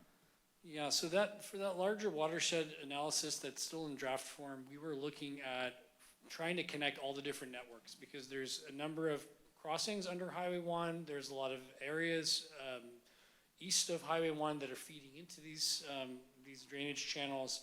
And so we, city staff and the consultants looked at trying to determine all the different types of pipe networks that were in play over there because there's been a lot of changes over the years. And I think it was important for us to understand how all of it's connected together so that we can determine where water's coming from, where it's truly going. A lot of it's evident from just visually seeing some of the impacts during some of the peak storm events. But a lot of the networks underground are harder to see and harder to determine. So that was part of our analysis. So that draft version has only touched on the different alternatives as far as long-term improvements. There could be a scenario where we do a bypass system adjacent to the existing Pullman ditch watercourse because that would basically allow for higher event flows to bypass this area that's already high in concentration and seeing erosion. Those volumes are what really expedite the erosion concerns as well as flooding. And so that could be one solution, but we could also consider looking at the highway network on Highway 1. Maybe the better solution would be to reroute it towards another property on the south side, like Frenchman's. So there's Frenchman's Creek. So there's different options out there. We haven't really gotten to that level of alternatives analysis. That was just really the broad concepts that were put together. The intent of that initial study was really to understand the existing conditions today, what's really happening, how things all work together. And the next step for us, for the city, would be to look at refining those alternatives and considering how we can move forward, whether it's through a bypass system or rerouting and redirecting. There's a lot of options still on the table. So Maz, on that redirection, because that was one of the ideas that they were considering to do on the Kehoe ditch, and that's the same concept that you're thinking. But now that's what Scott was talking about, that extra easement that we were talking about. Is that what that easement would be used for? That was the intent of that request for the irrevocable offer of an easement, is that if we were able to determine a mechanism to get these improvements to move forward, that could be one of the areas that we utilize as a bypass. It's adjacent to the ditch. It shares the same connection point, and that was why it was important for us to coordinate with state parks to ensure that we have that as an option and an opportunity for us to utilize as a bypass. But again, there could be other alternatives. We have to do a little bit more analysis to see what's the best benefit, and also looking at the value of those costs. You can build anything, but we want to build what's best, what makes the most sense, and as economically feasible as possible. And then the last question was, Nurseryman's Exchange, it changed hands to Rocket Farms, and I remember when I was part of this whole, I want to say, ditch committee. It was Nurseryman's at that time. And then it changed to Rocket Farms, and it seems like, and I would like to see if you agree with that, but it seems like there's more water now than there was before. And I don't think you were here back then. I think Paul was here back then. But have you heard that Rocket Farms is producing more water down the Pullman Ditch now at this point? That I have heard that from a number of residents and community members. It's hard to quantify because we don't. We have to go back and review our records and see what older analysis we have available. I haven't looked. I have not been able to find any data source that really quantifies previous flows. I think that's an important piece for us to take a closer look at. I think a partnership and working to resolve the issues with the Rocket Farms discharge is important. I will note that we do have records from our sewer authority Mid-Coast side that they do have a connection to the sewer system where the runoff, especially the ones that are mixed with fertilizer, it's not supposed to go into the stormwater system. It's supposed to go into the sanitary system. So we do have records, and Sam does have records. It's outside the city's collection system, but within our city boundary. A little bit, it's kind of a circle within the circle. But again, we do have records that show that they have an account, and there are flows that are going towards the SAM plant to be treated separately from from other connections. And is Rocket Farm now currently, are they willing to talk to us? They know they have a problem. I'm sure we've talked to them before. Do they pick up the phone and say, let's talk, or are they just kind of closing the doors? We had made several attempts when we were doing the topographic work that went on multiple private properties, that we had sent out letters and requests for written authorization for us to access certain properties, private properties, as well as Rocket Farms. It seemed like we were getting somewhere with some conversations, but those conversations have unfortunately stalled, and we do need to take a closer look and approach to addressing that concern. Thank you, Miles. Any other questions? Okay, so we're going to move along to the public hearing. I'll open it now. As mentioned previously, each speaker will have 3 minutes. And I will start with the applicant, who is Mark Massara.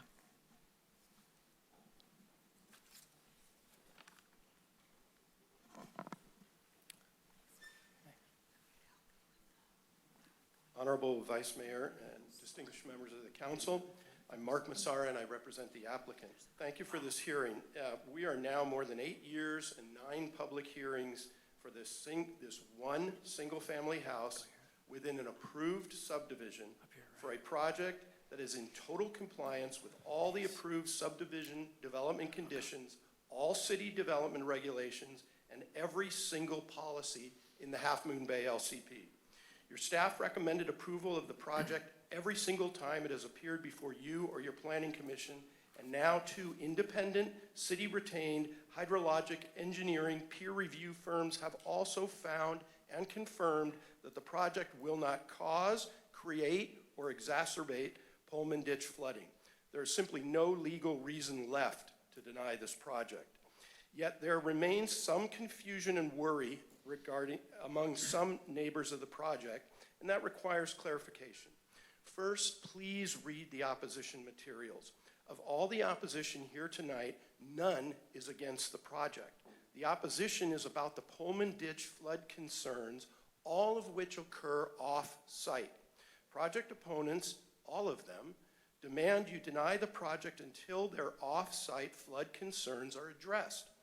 This is land use hostage taking and not permitted by law. Your own experts, Waterways and Chafin Wheeler, have found the project will not cause or contribute to Pullman Ditch flooding. In their words, this is not rocket science. Look at attachment 4, the very recent April 2025 SHAFE analyses. It specifically finds that the project complies with LCP policies 7-51 and 7-57 and will not cause or contribute to flood hazards. Project opponents have threatened lawsuits against the city for approval of the project. This is ironic because the city doesn't own the ditch, and neither does the applicant. Instead, project opponents own the ditch. This project does more than any project in city history to alleviate flooding of the Pullman Ditch. As the 2024 SHAFE analysis shows, the voluntary 30-foot easement on our property provides space for a bypass around culvert number 3 and the house at 2805 Alameda, which straddles the ditch. That bypass will resolve the chief obstruction on the entire ditch. It's all in the report. Council members, I'd be happy to answer more questions. Thank you. Thank you, Mr. Massara. The next speaker is Harvey Rarbach, followed by Joe Farrell.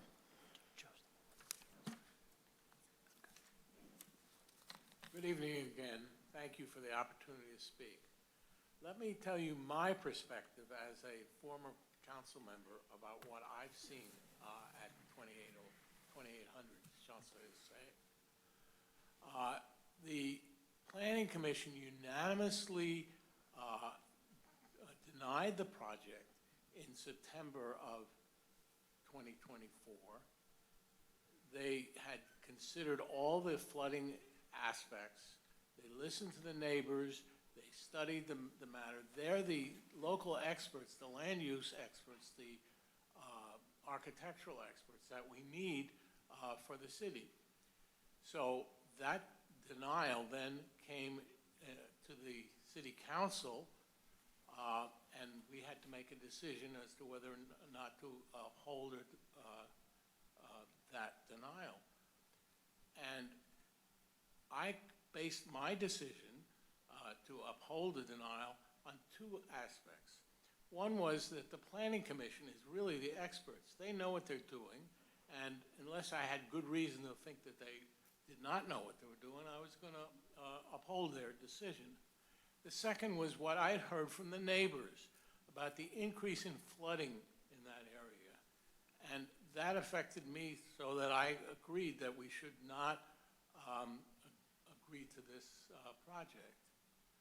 What happened after that? Well, the rich land developer decided that he was going to sue the city based on that denial.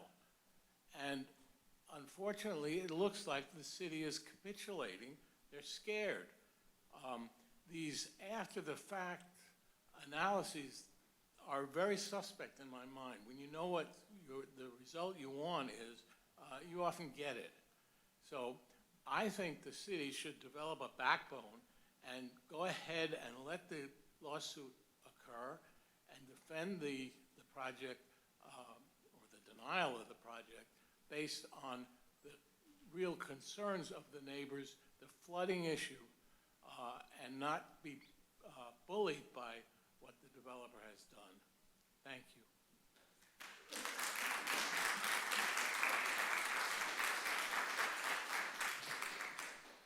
So Joe Farrell, followed by Susan Quaglietti. Good evening, Vice Mayor, Councilman. Can you bring up the pictures, please? So we've all heard about a number of these things, have studied this, studied that. It's always helpful, can you stop it, please, and enlarge it if you can? I think it's always important if you can be able to see firsthand what is the scope here. And after I've been a resident for 31 years in this house, I think I know this area pretty well. This is the runoff that's coming from Rocket Farms, December 13th. It's unfettered and it is coming fast. That's one. Now, you're going to see it to go from here into Pullman Ditch. This is the next one. And this is, to me, this blew my mind when I was taking these. It's coming at a force so much. You can see how the ditch got enlarged and carved.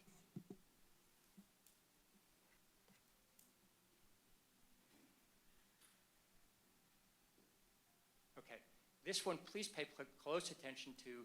This is right where that post is on the left side. Just past that, where that vegetation is where the water breaches and goes into the Vidovich property.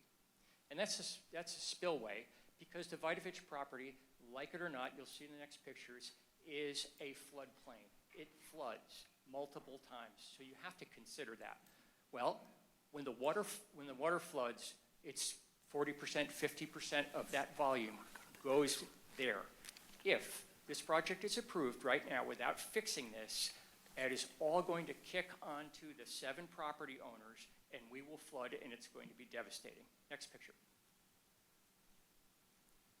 This is another view of the flooding from our master bedroom, and you can start to see, yes, it's going through our yards, but now if you look on the left-hand side, next one, please, you'll see how much of that water went over into the Vidovich property.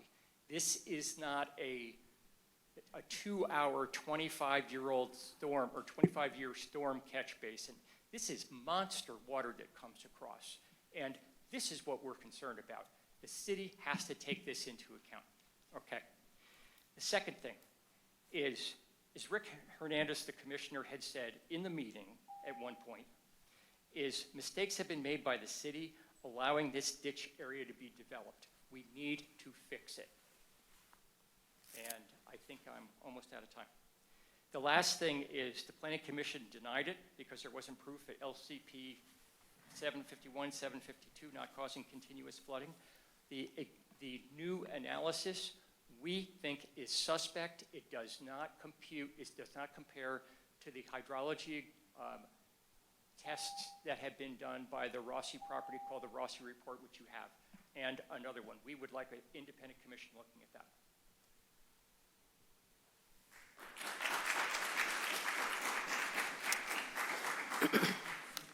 Susan Quaglietti, followed by Brad Steinwade. Good evening, and thank you for taking my comments. I'm Susan Quaglietti. I live at 2805 Champs-Élysées. And today we are here to revisit permitting the building of residential home at 2800 Champs-Élysées Boulevard. The project was not approved at the last council meeting because further assessment and studies were asked to be completed regarding the water flow of the Pullman Ditch before the owners could move forward. Since that meeting, I am not aware of any significant independent updates other than that a lawsuit was submitted to the city due to the refusal to build. Now, without any other compelling significant data, the city is wanting to approve the project and reverse the previous decision. It seems as if the city is being pressured to avoid having this lawsuit so they won't have to deal with financial difficulties. I am not sure how the local residents, meaning myself and the other people here in the audience, who have already been harmed by the lack of action from the city, how are we being represented? I hope that the council members will base the decision tonight on accurate facts and, as Joe recommended, independent analysis, and not just dismiss this lawsuit by accepting the House to be permitted. Thank you.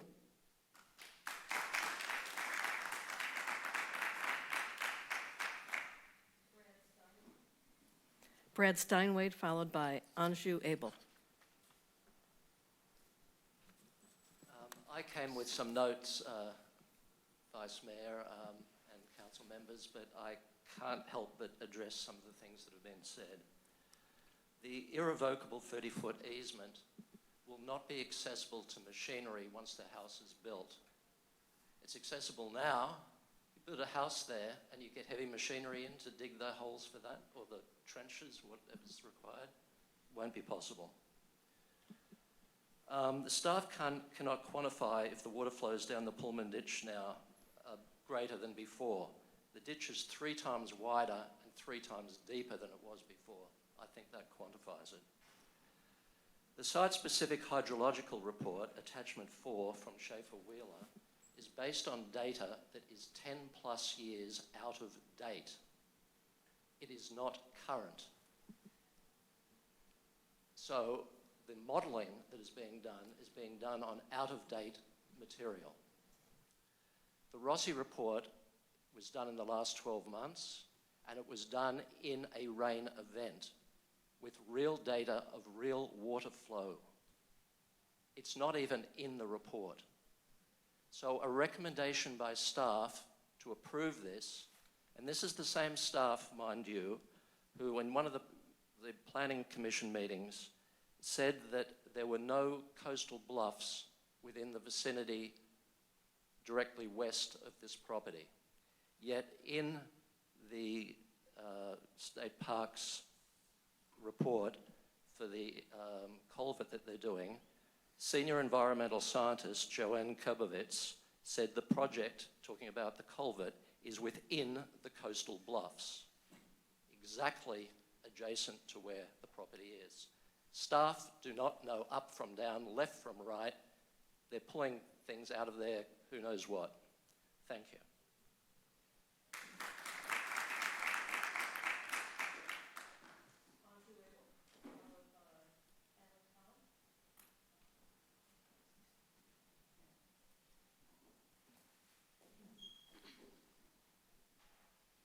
Good evening. So I was under the impression that the city staff and the city council is elected and exist with one core responsibility: to protect us, our well-being, our safety. And I'm very concerned today. I'm concerned because we are regularly getting flooded. Our property lines are eroding.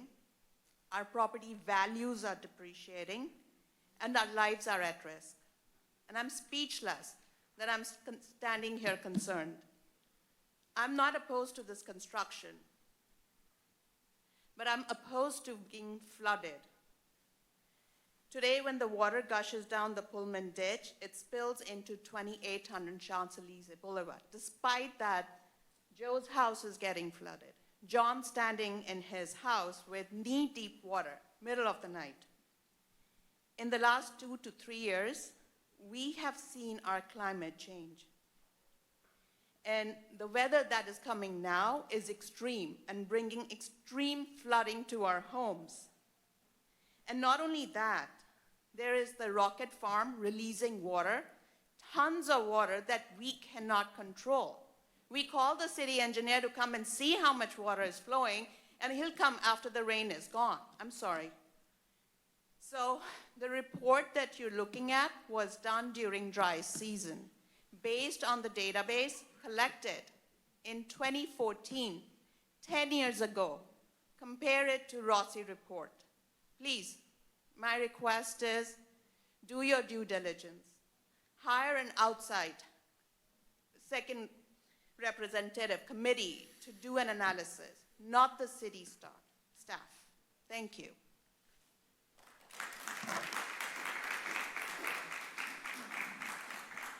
Thank you. Ella Hugg, followed by John Rossi.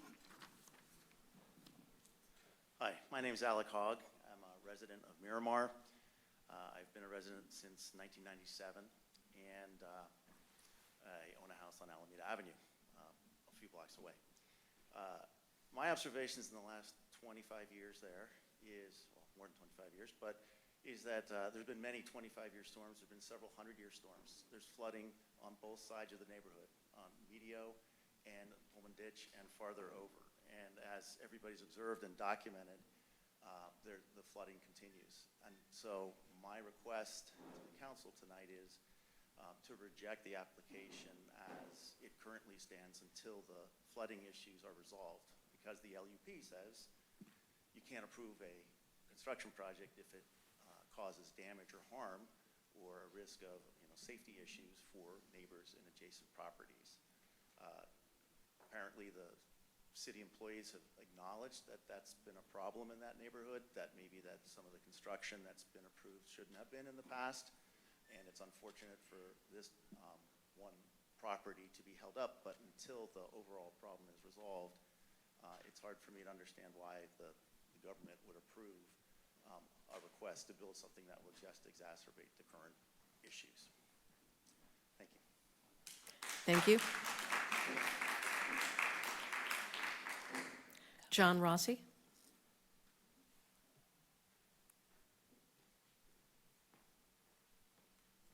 Sorry, had to unmute myself. Can you hear me? Yes, we can. All right. Yeah, thank you. So, I think the one point I want to bring in, and it's already been raised, is there have been multiple hydrology reports provided to the city. The one that I provided, they call it the Rossi report, came from a certified organization called EDC, was submitted under an emergency CDP related to 9 events of home flooding.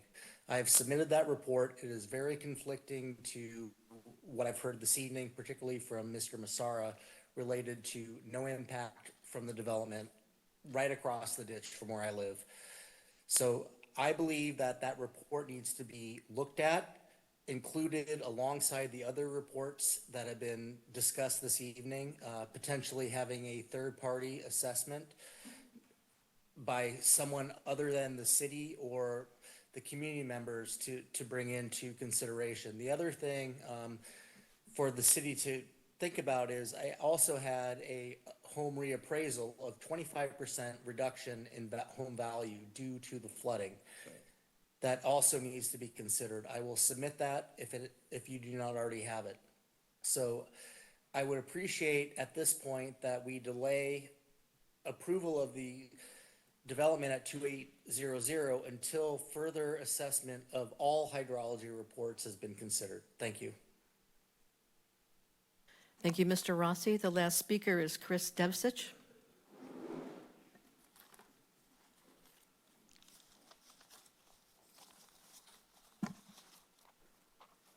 Good evening. My name's Chris Devsich.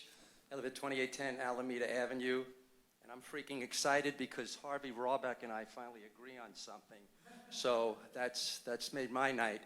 I'm a financial planner, and sometimes complex financial problems can be solved very simply. The attorney, Mark, hit it on the head. Nobody is against building the house. We just don't want to flood and have our houses hurt even more than they are. So instead of spending the money on that water capture center that's going to capture 25 years of water, how about building a pipe, putting it in the ditch, and we'll call it a day? It's all over. And I think Mr. Vidovich can afford it. I looked up his net worth today. I think it's about $150 million. Thank you very much.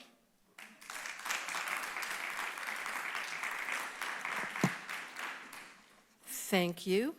Okay, so we're going to close the public hearing and bring it back to the council for additional questions or comments. So I will start with Council Member Johnson. I would like to listen to Council Member Nagengast. Council Member Nagengast, are you ready to proceed? I guess I am. Okay. But yeah, some of you out sitting in the audience, I remember literally 20 years ago. I remember an ex-mayor out there holding up a branch in the middle of a storm, and Pullman Ditch is a problem, and it's complicated. There are a lot of private properties out there. There's flows. And I think you heard this, there was discussion earlier, we had a special meeting before this meeting about, certain drainage courses and perhaps in our capital program, which is later this evening, but so the attention the city would be looking at what possibilities there are for Pullman Ditch itself.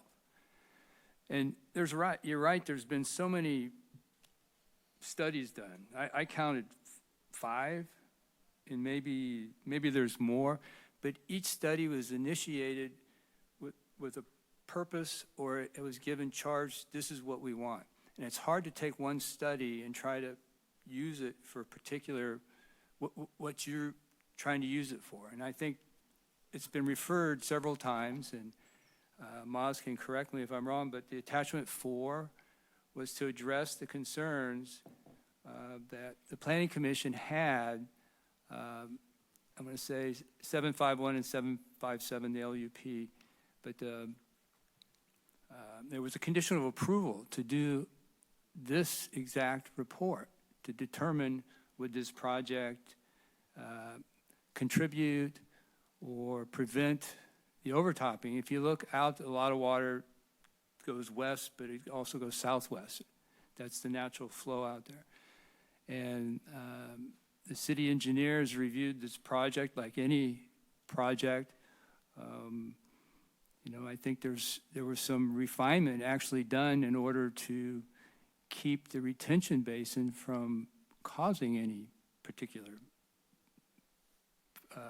brushback or pushback with water. So there's been some refinements done to the actual project to ensure there isn't the blockage of the flows, or to allow water still to, once overtopping occurs. Again, those of you who don't know, and looking at that attachment 4 report, the Schaffen Wheeler that was done in April 2025, provided the information that was requested. The Planning Commission couldn't make the decision. So I relied heavily on that report. I mean, there's been several reports, quite a few on this project, and I think quite a few that looked at the whole ditch and the flows out there. So I have been very focused on that information, because that's what was lacking in previous decisions made by either the commission or the city council previously.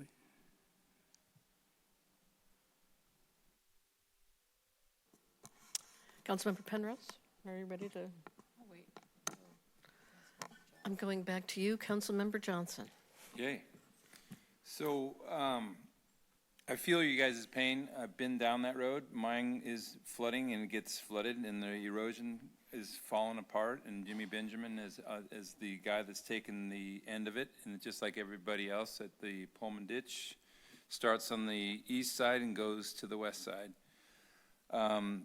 I got involved and pulled a lot of you guys. Chris, you remember those days when I pulled you in 15 years ago. So yes, I know that pain, and I tried to pull you guys involved so we can get a bigger pact. So I know exactly what you're fighting. I get what you guys are doing, and I praise you guys for what you're doing. This is not an easy project. The way it went through was kind of, too many meetings and not enough conclusions and not enough votes and people not there voting.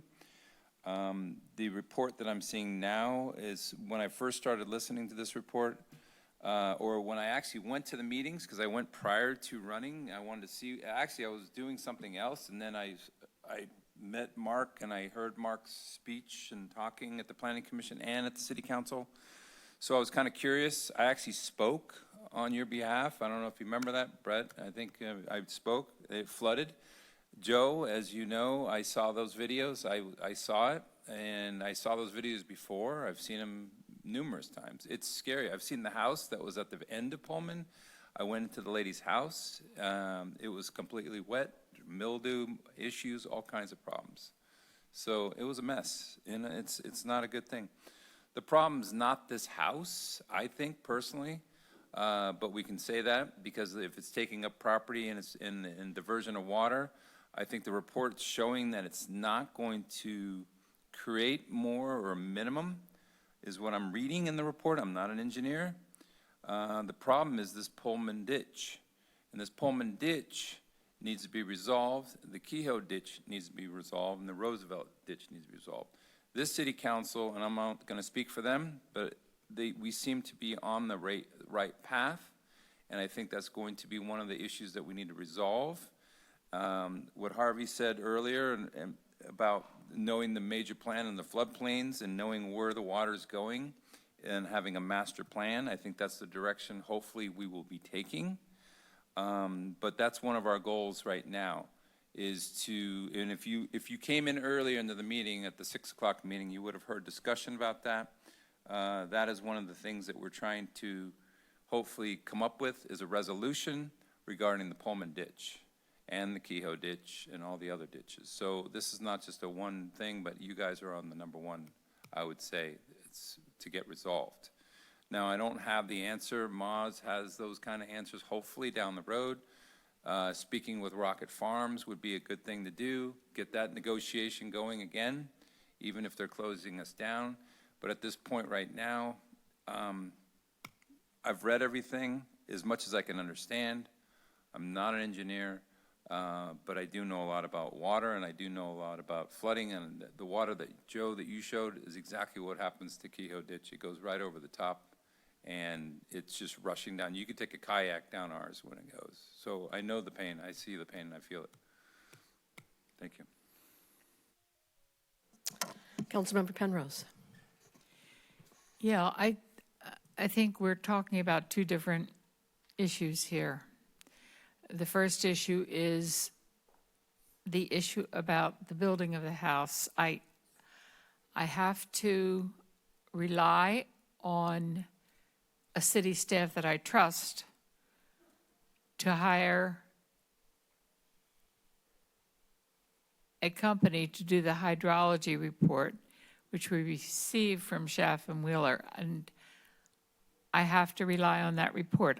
I don't, as a non-engineer, I don't have any other way to evaluate it except to look at what the experts have said. The second issue is the flooding of Pullman Ditch.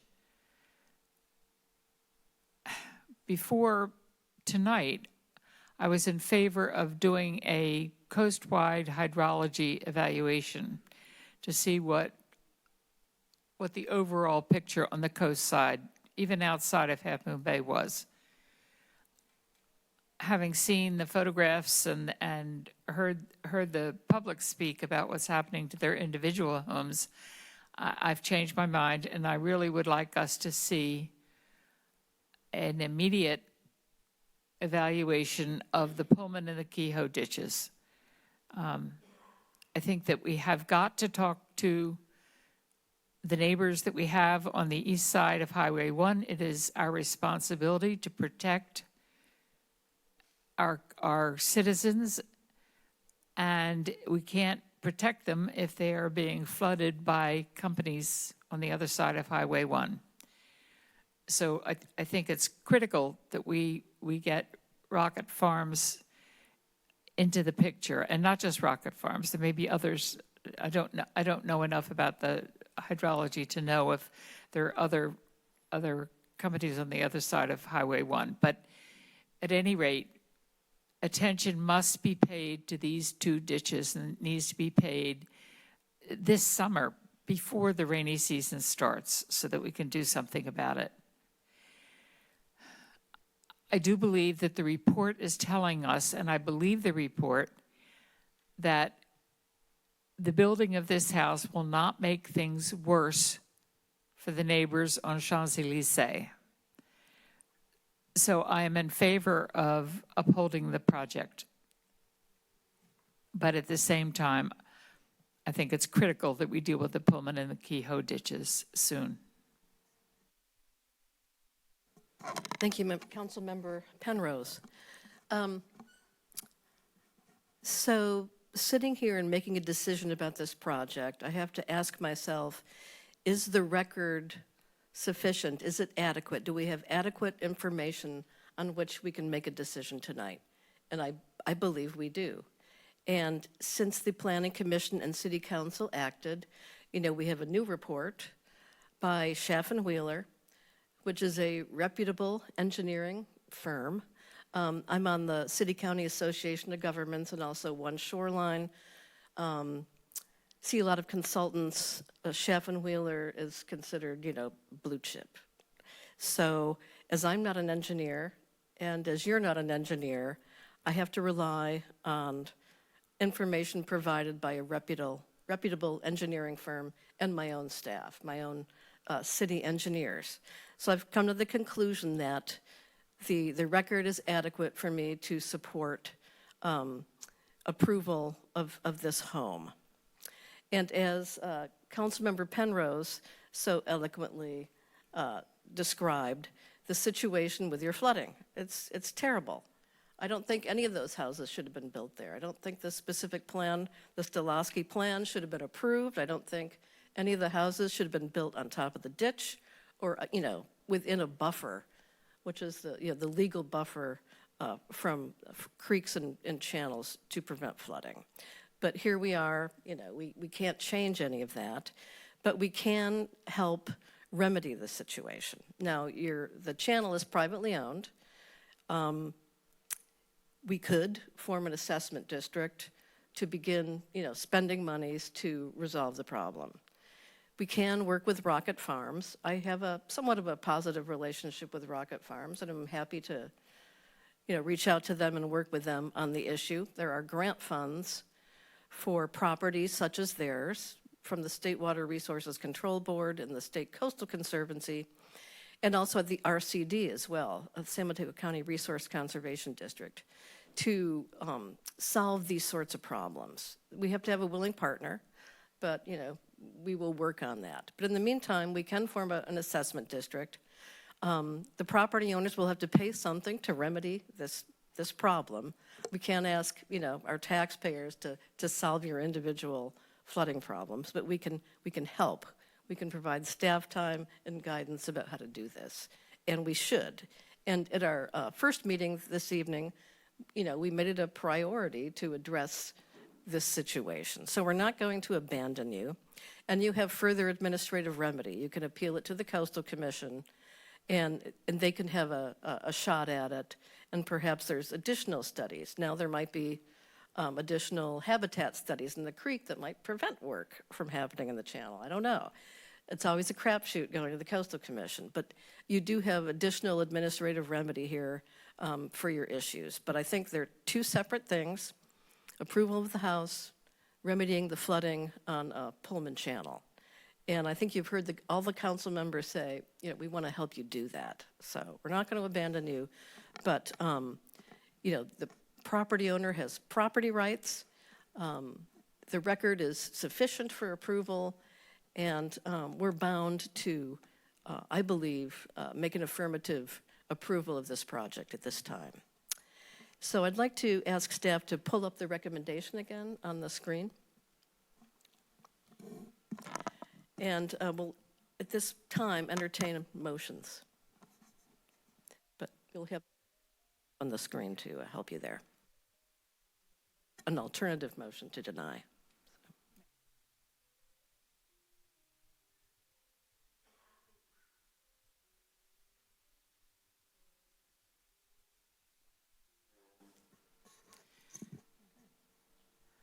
I move that we approve PDP-17-055, an application for a coastal development permit and architectural review to allow the construction of a new residence at 2800 Champs-Élysées Boulevard. Can I make a suggestion that if you're so inclined, a council member, to include part 1 in that motion as well regarding the CEQA? Okay. I make a motion that we determine that the project complies with the previously adopted initial study / mitigated negative declaration for the subdivision, and that the project is categorically exempt from environmental review pursuant to CEQA guidelines section 15303, new construction. Is there a second? Second. Any further discussion? Could I have a roll call, please? Oh, did you? What if we take the scenario that this project gets appealed And how long does that process take? I don't know this stuff. I can't tell you, it could be a couple of months. It could be maybe up to a year. Because the Coastal Commission would hear it maybe de novo. Am I correct about that? They might hear it from. It would likely be a two-step process. There would be the substantial issue determination, and then if they determine a substantial issue, there would be de novo public hearing. So they might hear the substantial issue hearing in relatively short order, a couple months or something like that. No guarantees. But then they would have to prepare for the de novo hearing, and that might take a few additional months. So possibly up to a year? I would say so, based on my experience. And let's say it goes in that direction. Is there something, if maybe Maz can answer this, is there anything that we can do to help eliminate the flowing of water in the Pullman ditch and the volume that it is going in, especially in that video?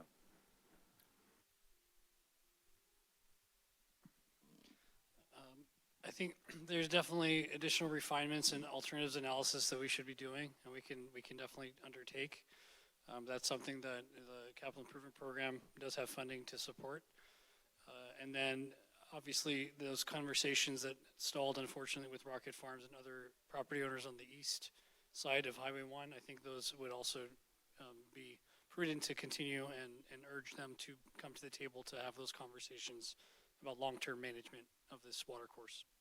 So I would say those are the two things I would say we would absolutely have to do right now.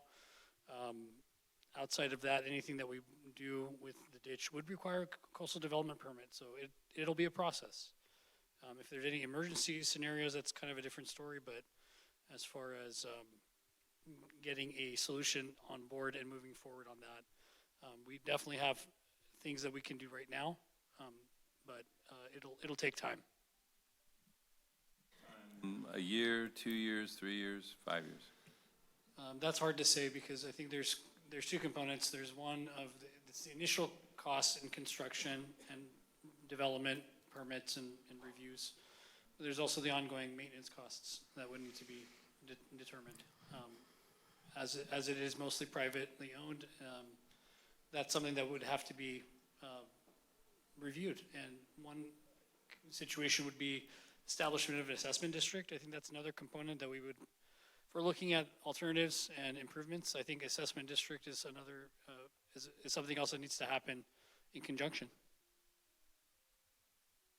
In short, we don't have to wait to start working on the problem. Okay? All right. Could I have a roll call, please? Councilmember Johnson? No. Councilmember Nagengast? Yes. Councilmember Penrose? Yes. Vice Mayor Reddick? Yes. Motion carries. Motion carries. Thank you all for coming down and engaging on the issue. I'm sure we'll be working together again in the future.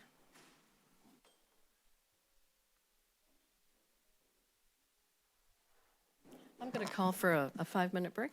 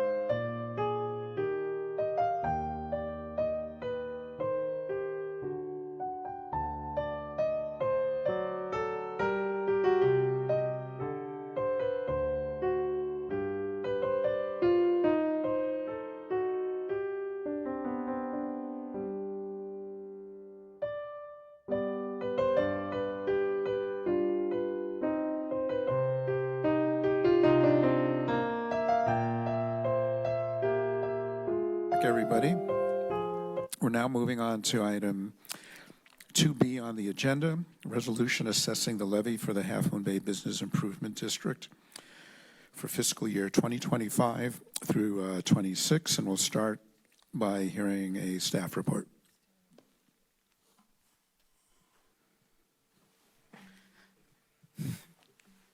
Good evening, Mayor, Council, and community. I'm Irma Costa, Administrative Analyst in City Manager's Office.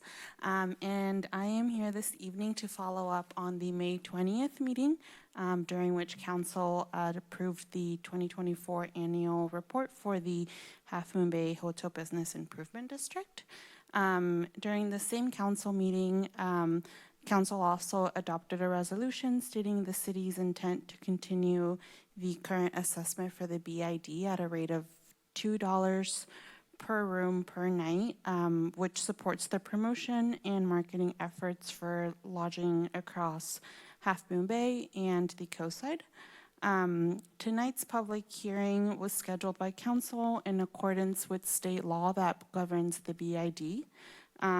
So I'll invite Mayor Brownstone to open the public hearing and take any verbal comments in protest, and then close the hearing.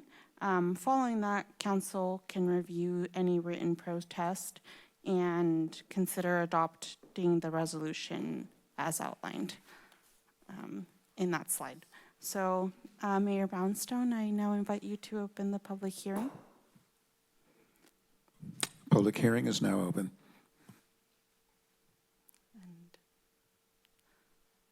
Does anyone want to say anything? Are we starting with the staff report in this public hearing, or? That was the staff report. Ah, that's right. Very quick. Great. And Any comments from the public, or? We have no online speakers. Online? Okay. Public hearing is now closed.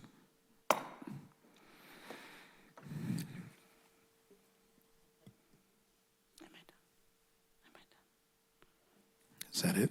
So with that, I think we can take a vote, unless you have any questions for staff. Nope. I'll make a motion to adopt a resolution assessing the levy for the Half Moon Bay Business Improvement District for fiscal year 2025 through 26. Second. Do we need a roll call on that, Catherine? Yes. Yes. Take a roll call, please. Councilmember Johnson? Yes. Councilmember Nagengast? Yes. Councilmember Penrose? Yes. Vice Mayor Reddick? Yes. Mayor Brownstone? Yes. Motion carries. Great. Next item on the agenda is we will receive a presentation and conduct a public hearing. Thank you. Subject is the compliance with Assembly Bill 2561, Government Code Section 3502.3 regarding vacancies, recruitment, and retention efforts.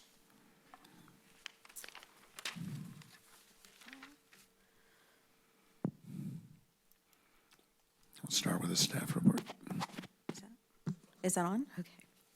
Good evening, Mayor Brownstone and council members. I'm Lisa Rossi, the Administrative Services Director / HR Director for the City of Half Moon Bay. And to my left is Ernest Azevedo, our Human Resources Analyst, who is here with me tonight to present on AB 2561. We will first to talk about AB 2561. This bill was originally introduced to address concerns from labor groups and the public about chronic understaffing and its impact on service delivery. We're very fortunate in Half Moon Bay. We actually do not have a chronic understaffing issue. However, with the major cities, when they do have this issue, the requirements included to hold a public hearing, to present data on the vacancies recruitment, and to also present additional information if a vacancy rate in any bargaining unit was at least 20%. As you'll see throughout the presentation, our vacancy rates are below 20%, but because this is the inaugural year, we decided to go ahead and still present the information to council. Just a very quick overview, our workforce information, I wanted to ensure the council that nothing has changed in the last few years. In January 1st, we started with 45 staff members, and currently on June 1st, we actually also had budgeted 45 FTEs. When we start talking about our current vacancy rate, as you can see, our total vacancy rate is 18%. But when we start breaking it down into each individual group, currently our confidential group, which only has 3 budgeted FTEs in it, is at a 0% vacancy rate. You'll see that the non-represented executive is at an outstanding number of 43%. However, keep in mind that we do only have 7 budgeted FTEs, and with 3 vacancies, that does create a huge impact to the vacancy rate. This was actually done on it was actually a decision made by staff as we wanted to keep these positions vacant to deal with the budget first, to see where we were, to think of creative solutions, to see if things could be managed so that we might save money when it comes to these executive positions. These are the assistant to the city manager, the communications manager / city clerk, and the assistant city manager positions.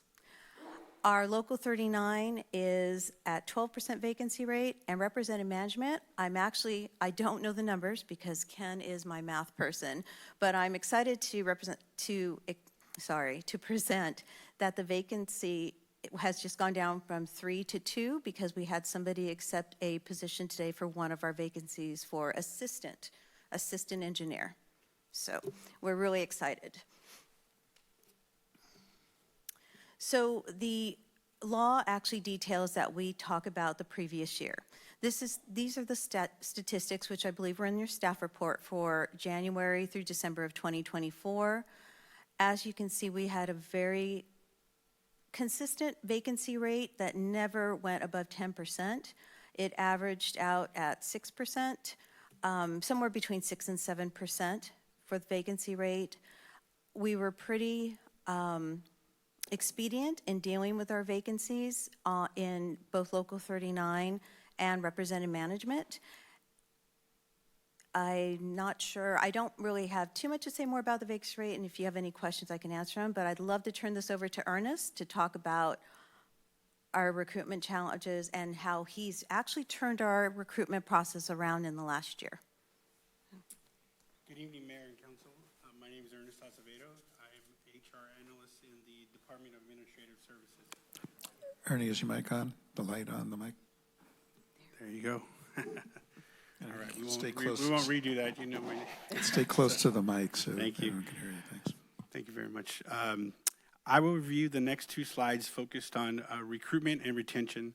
I will begin with discussing some of the recruitment challenges. Recruiting qualified candidates. Over the past few years, the public sector has faced a hiring crisis and unprecedented employee turnover. Today, recruiting and retention remain top priorities of HR and local government agencies. Competition for qualified candidates continues to increase. In that context, the city of Half Moon Bay has fared better than many neighboring agencies in its staffing needs and recruiting qualified candidates. Competition with other local jurisdictions, including the private sector. Specifically, for some classifications like engineering, the city must compete for a limited pool of candidates for whom housing and commute times are key considerations when those candidates are making employment decisions. Combination of length of recruitment and background process extends time to hire. We make every effort to complete recruitments as expeditiously as possible, but they nonetheless take some time as we have to go through various steps. Fiscal challenges. The city remains committed to further reducing vacancy rates as appropriate and based on the city budget situation, ensuring competitive hiring practices. As we discussed recruitment efforts, Half Moon Bay's recruitment and hiring achievements are all more remarkable given these challenges and obstacles. In collaboration with all departments and hiring managers, the city and HR department work to streamline recruitment efforts by reduce the time to recruit and fill positions, partnerships with professional groups, educational institutions, and trade and specialized groups. The city has built partnerships with these groups and also engages in current city workforce with the current city workforce via internal communications to recruit new talent through these personal and professional networks. Retaining existing staff and finding opportunities for continued growth. Our employees are our greatest asset in attracting new employees. Naturally, people recognize that the city of Half Moon Bay is a beautiful and charming community. Candidates often reach out to current employees and ask them about the organization, leadership, and even governance when determining not only to apply for a position, but select our city to begin their careers. And then as I move to the next slide, retention and efforts. The city values its employees and continues to focus on retention through a multifaceted approach to improve the agency's culture and serve as a reliable way to reduce turnover. These strategies include offering competitive wages and benefits through a comprehensive benefits package, supplemental 457, deferred comp, tuition reimbursement, retirement plan, work-life balance initiatives through our telecommute and alternative work policy, employee recognition events celebrating milestones and anniversaries, professional development, support for training and development opportunities and partnerships with partners like the San Mateo Training Consortium and Professional Association of Memberships. Employee assistance programs, which is our EAP. We have a new vendor which offers an increase in benefits, and our team building and culture. We have an employee engagement committee that is led by employees that include employee gatherings such as lunches, board games, and celebrations. And in closing, according to SHRM, a professional HR association, each employee departure costs about 1/3 of the person's annual salary, meaning higher retention requires less recruitment resources and saves money. Improving retention is addressing the root cause instead of the symptom. If we can retain people, we don't have to shift resources to recruiting and training new staff. The city remains committed to maintaining a workplace when employees feel valued and build long-term careers in the city of Half Moon Bay. And thank you. That is most of our presentation. We're open to questions. I apologize, I don't have a slide for the recommendation, but it is to accept a report and open a public hearing. We are very fortunate to have strong working relationships with our labor groups, and I believe they are here to speak tonight during the public hearing. But if you have any questions. Any clarifying questions from staff? Oh, hang on.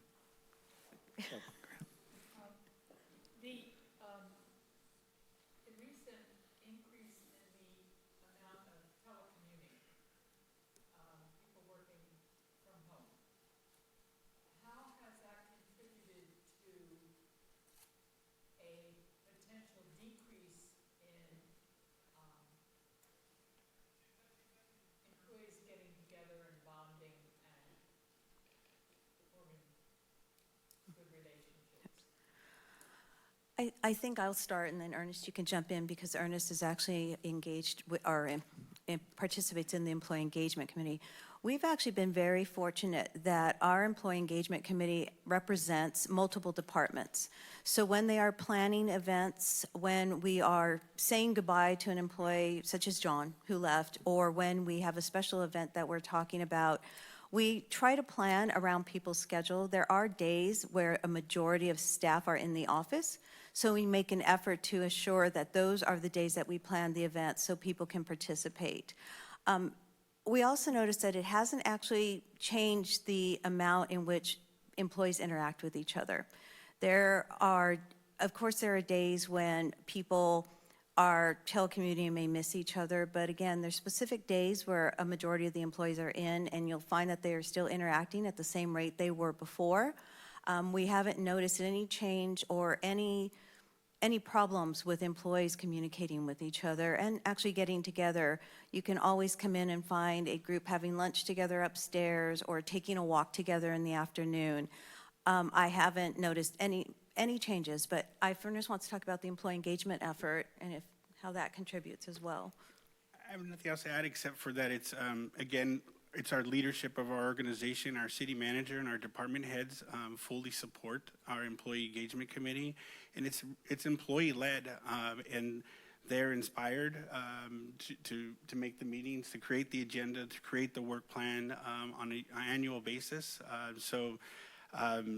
Again, it's employee-led, and it's very supported and inspired by our leadership team.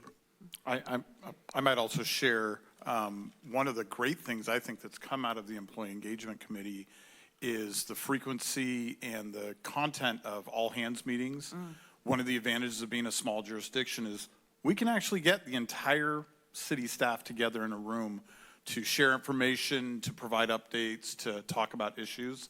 And I think in the time that we've had the Employee Engagement Committee really working towards their efforts, we've had more of those all hands meetings, and the content and the quality is really high because they're in tune with what the needs are of the organizations. So I think that has been, if there was any risk of some of the alternative work schedules and those practices, that's been more than mitigated by the work that they've been doing.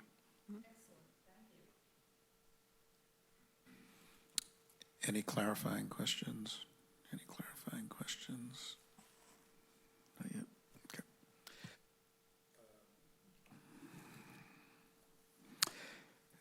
Time for public forum comment.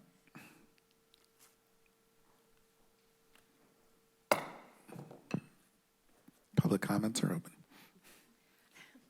Good evening, Honorable Mayor, Council, and community. My name is Karen Decker, and I'm speaking on behalf of the represented management team, which is comprised of 15 city employees, or 41% of your staff. I'm joined by Local 39 representatives Joe Butcher and George Perez. Local 39 is also 41% of your staff, so collectively we represent 82% of city employees. We appreciate the opportunity to share our group's perspective on city vacancies made possible by AB 2561. During the last quarter of calendar year 2024, the city had a 7% vacancy rate. The number has jumped to 18% in the last 5 months. Why the jump in staff leaving the city? As of today, there are 45 budgeted positions and 37 staff carrying the work of the city. Vacant positions include accounting technician, administrative assistant, assistant city manager, assistant to the city manager, associate engineer, which we just learned looks like it was accepted, a city clerk / communications director, housing coordinator, and management analyst. Freezing positions can prevent layoffs, which is an intention not lost on staff who have heightened awareness of the city's financial constraints. But vacancies also result in staff having to do more with less, which takes a toll on morale and leads to burnout, which is not sustainable. Several staff who have recently separated from the city were beloved. They also carried away community relationships, institutional knowledge, and technical expertise that took years to develop. Of the 37 staff remaining at the city, 60% are at top step, meaning they have no opportunity for financial advancement beyond previously negotiated cost of living increases. Given the small size of our city, there are also limited opportunities for career advancement. So the question then becomes, how does a small city like Half Moon Bay successfully retain staff? With these constraints in mind, the city's Employee Engagement Committee recently held a retreat that focused in part on what inspires a culture of public service and how do we create more opportunities for growth. Two themes that emerged were staff retention and career development. Represented management and Local 39 are committed to working with city leadership, and labor agreements expire next year. There are ways to retain talent while bearing in mind the city needs to have a balanced budget. We believe it is in our mutual best interest to invest in the workforce of Half Moon Bay, who are committed to serving the residents of this incredible city with passion and professionalism.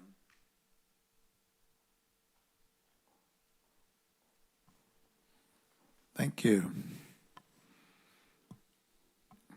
Any other comments from the public? Nobody online? We have no online speakers. Okay, public comments are closed.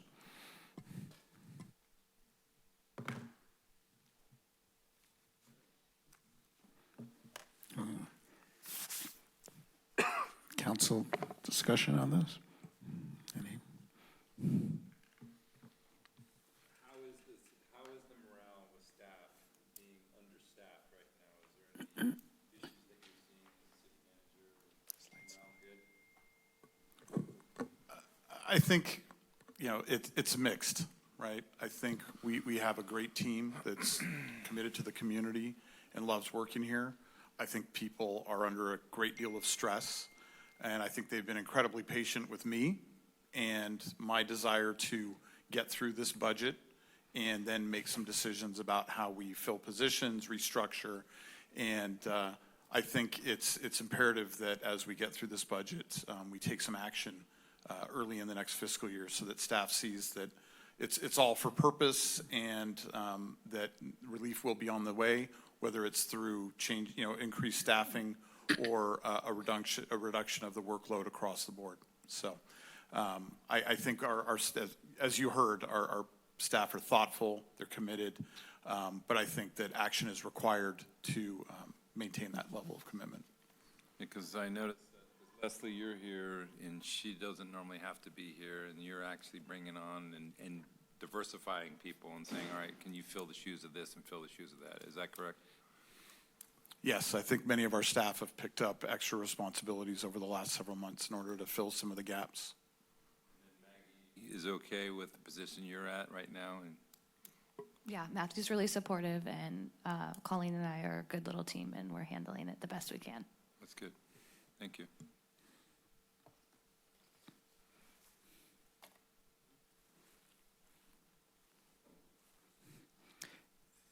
And this is also where, some of the telecommunal and alternative work policies come into play when people are doing more with less.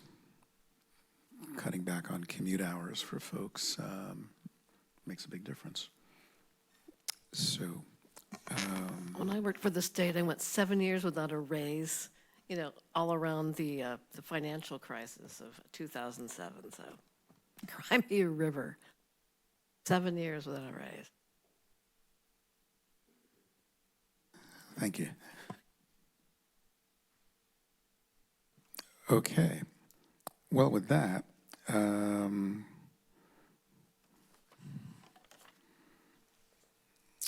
let's see. We can.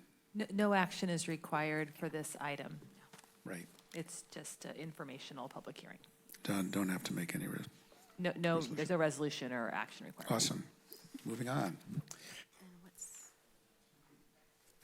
Is that the, Before we move on, I just want to say that I think everyone on council really appreciates the work that staff is doing.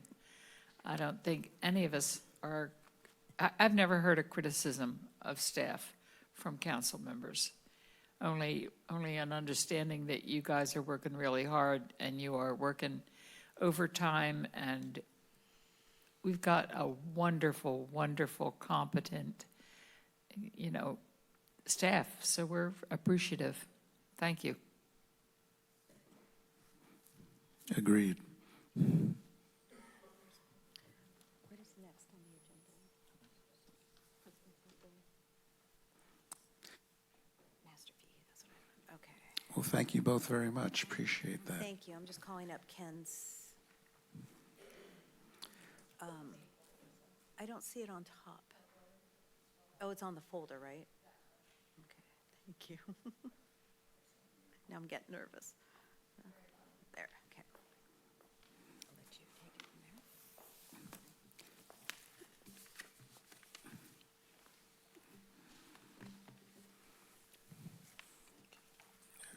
there. Okay. So our next item is public hearing and adoption of the FY 25-26 master fee schedule.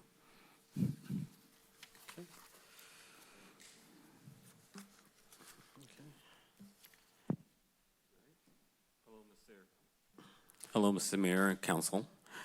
Today, I'm presenting the master fee schedule, and this is something that we do annually to reset our fees going into next fiscal year. This year is a bit different because we did a comprehensive fee study. A recap from last council, the fee study is just a way to analyze the services that we provide, how much they cost, and determine the fees to set them. We delivered the report and the presentation on May 20th, and the impact fees were not included, but that is, we're in the process of doing that next, so that's also going to come to council. So the outcomes of the fee study are on the screen, same from last meeting. It was found that the city's current cost recovery is 51%. If the master fee study was to, that's attached tonight, if that was to be approved as is, the cost recovery would be 89%. You can see by the different departments, 100% was generally the goal. There are a handful that are under 100%, but generally the thought process was if something is for a private benefit, then 100% would be the recommendation. So the handful of fees that are under 100%, we got dog walker permits. That's a relatively new program for us. We have a couple of building re-roofing fees, solar, and then water heaters, and then public safety reports. So you can see on the far right column what the percentage is for each of those fees.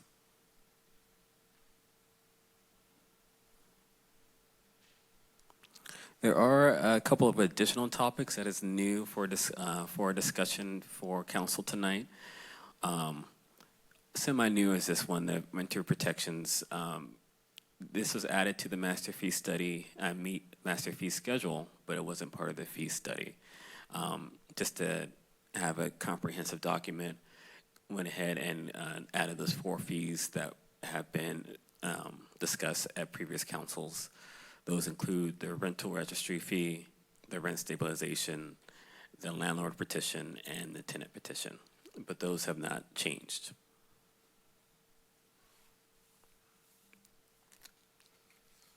A potentially bigger discussion point is recreation.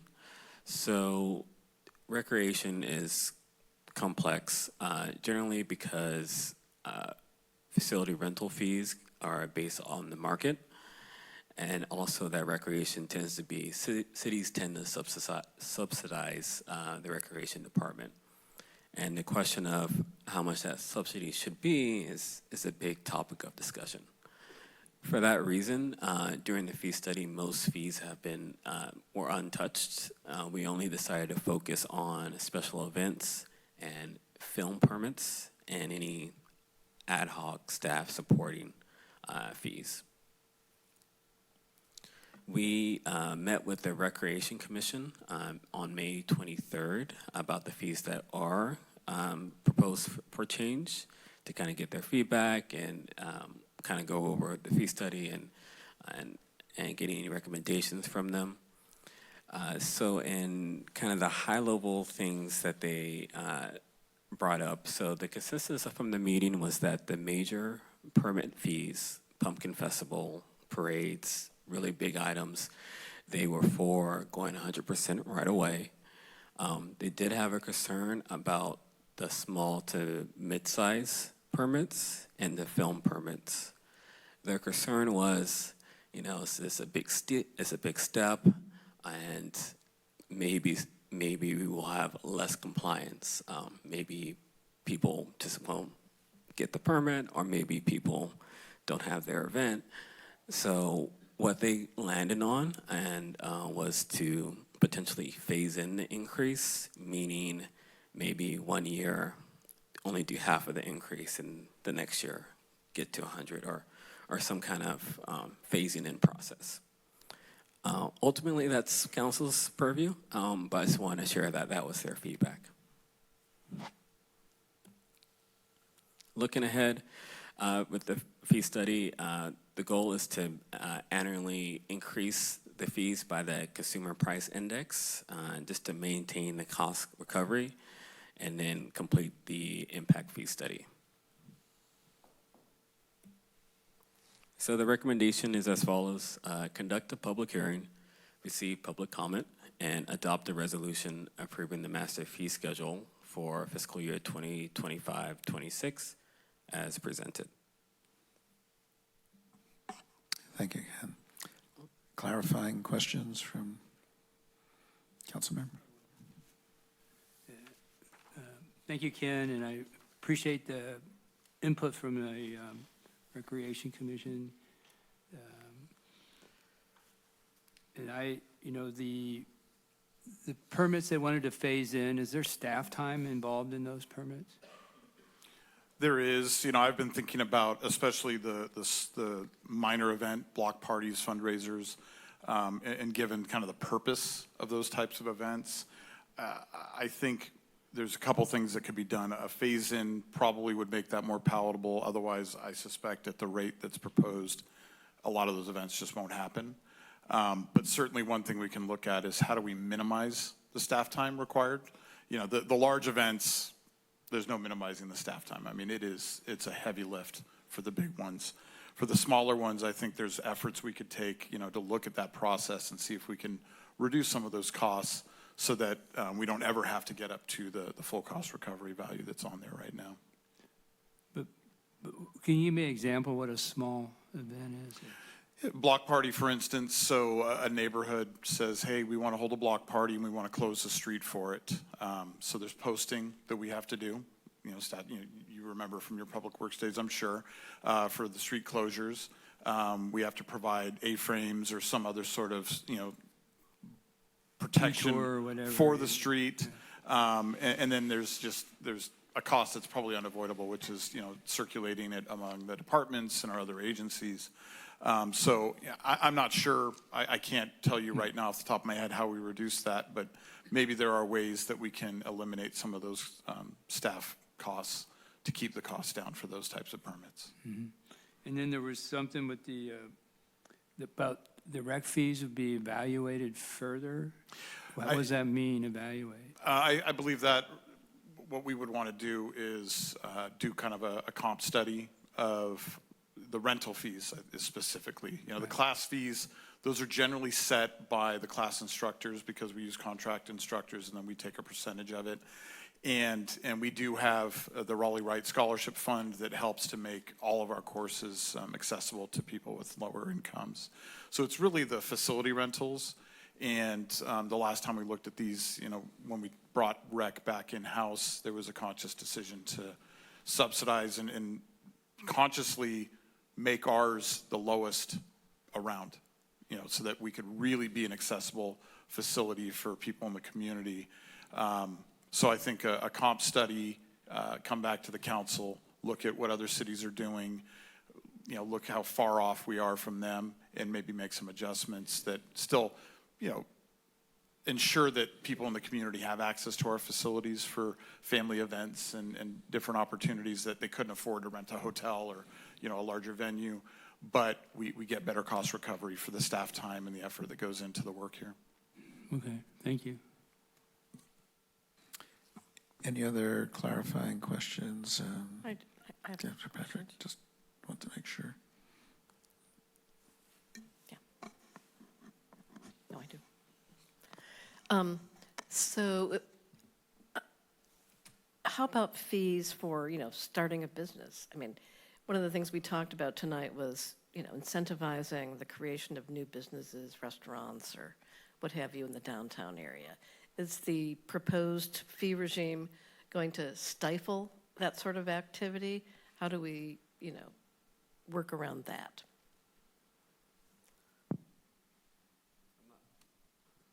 If I'm not mistaken, our business fee or our license structure is a tax, so it's separate from the fee schedule that's in here.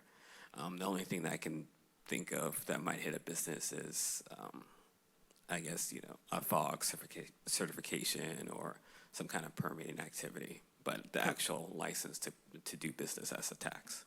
Yeah, so I would be concerned about, permits, stifling our business. So I think we're going to need to take a look at that as we move forward with our program to incentivize restaurants and get people to fix their empty spaces downtown. We don't want to make it cost prohibitive to increase economic activity. So, we may have to pull back on some of those, after taking a look at it. And then my other question was going to be around ADUs. Like, I think ADU law sort of requires you to make it as easy as possible to build ADUs and not charge exorbitant fees and all that sort of thing. And I'm just wondering how the fee structure would affect, ADU development.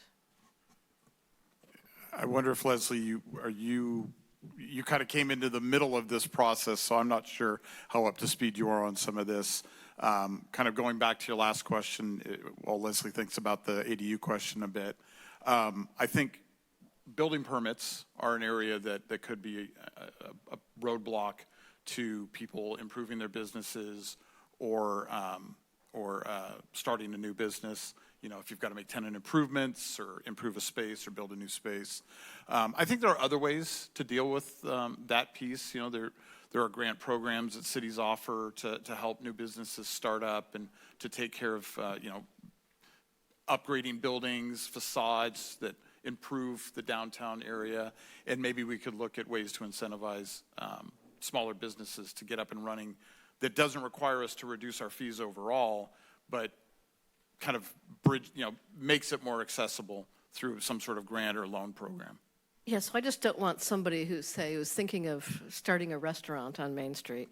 They just, go to our webpage and look at permit fees and just go, screw it, I'm not going to even do it. I'm not going to even talk to the city, right? So I think, as part of our economic development and vitality program going forward, I think we need to take a look in a focused way about how we're going to stimulate economic activity and actually have a plan. So not something that's just ad hoc if somebody comes in and says, well, let's help this individual business, but we need like a program, with identified resources so that we're not just scaring away people when they just look at the fee amount. So I think that's got to be something that we look at. If we're really going to do economic development and vitality, that's got to be a key piece of it. So I just wanted to raise that issue tonight. And then Leslie Lako, our community development director, do you know how much is changing with ADUs? I have no recollection of what the ADU fees are, and I, of course, put my laptop in the back, so I couldn't look them up. But I would say that one tool we have at our disposal to increase businesses is to expand the uses that we allow in the downtown area. So, because if they don't need a use permit, if it's a principally permitted use, then they don't have to pay the fee. So that's something we can look at too. Yeah, and we might look at what Redwood City did in terms of, incentivizing restaurants. They now have like 900 restaurants, a very vital downtown. So I'd like this to be, considered part of our work plan, is that, we actually get serious about it. Yeah, I think if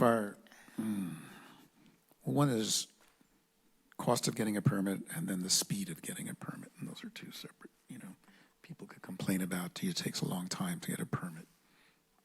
So I just want to differentiate in terms of incentivizing business. And as long as our fees are comparable, with other towns our size, things do have to get inspected. Should be a fee for that time and effort.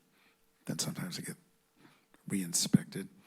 But as long as that's consistent with other towns, so I'd almost rather see that comparison, are the things and time we're charging consistent with other cities? And that was part of the fee study, was comparing to other cities, and our fees fall in line, are comparable with other cities. The ADU CDP processing fee is proposed to increase from $486 to $714. So it's a sizable increase. I didn't do the math, but I'm guessing about 40% increase. The question is, does $714 or an additional $250 prevent somebody from building an ADU? Well, and what do they have to pay for a Measure D? The costs are cumulative too, right? Yeah. So that's why, it's nice to know what other cities are charging, but I want us to have goals and purposes and tailor, our regime to our goals. Because different cities have also different goals. They need different things. So I just don't want a one-to-one comparison. I want to know, what is our goal here? What do we want to do? What do we want to accomplish, and how do we do it? And I want it laid out. I don't want to, just wing it decisions. That's all I'm saying. I'm going to have to agree with Councilmember Reddick. You're creating an incentive to get an ADU. It's pretty easy. You just go, I'll give you an example. I've got solar panels at my shop. They're ready to go. One of my customers gave them to me, and I'm going to come forward to the city. And I found out, and I made some phone calls. It's like over the counter now. It's no big deal. The gentleman I talked to, so to me, I'm excited. I'm getting a new roof. I'm putting my panels up. And the company that's going to hopefully do it will be the one that did our library there. It's just coincidental. It's the same people. I found it because my electrician is good friends with them. So long story short, the incentive was that it's an easy process. The person got back to me real quick, educated me right away on what I have to do. So, and that token right there, if I'm going to open a restaurant, we have somebody ready to go that can say, hey, the process is pretty easy, laid it out, this is what you got to do, and these are the fees, and they're not that bad, meaning they're affordable. So yeah, I think that's a great plan. I like that idea. Just bring the incentive, make it easy, like you did on your solar. It's not going to happen if people just go online and see what the fees are. All right, we need to actually actively encourage it, And on that note, how did I know about it was through the newsletters. I saw it, and I saw that you guys posted that, and I read it, and I'm like, well, I'm thinking of doing that. So that made me want to move even quicker. Thanks, Patrick. I don't think we have any, or do we have, oh, wait a minute. We do. Wait a minute. We do have one. And I believe that she's no longer here, but she's online. Yeah, she just raised her hand. Oh, okay. Is it Kaylee or Kali Collins? Kaylee? Kaylee, I think it's Kaylee. It's Chaley. So I just got my unmute flash. Okay. So hopefully you can hear me now. Thanks. We Okay. hear you. Yes, I'm a resident of Half Moon Bay and have used the building and planning process. And I think it's great that you're looking at ways to reduce the revenue gap, right? That we all look at and say $1 million in a year is quite a bit. But there's two sides to this. One of it is which is looking at the expenses. And what I don't see when we look at these things is to say, do we really need all the fees that we talk about? Right, like the fees for, block parties or some of the other things that we're doing. It's like, do you need a fee for a block party, or do you need to just tell them what to do? Say, okay, you have to post these things and you have to do this, and you can pick these things up from us and you have to return them. But that would free up staff time to go handle some of this stuff that they're not able to do today because they're handling these other things. Some fees are just, they're legacy issues, right? They're there because we've always done them.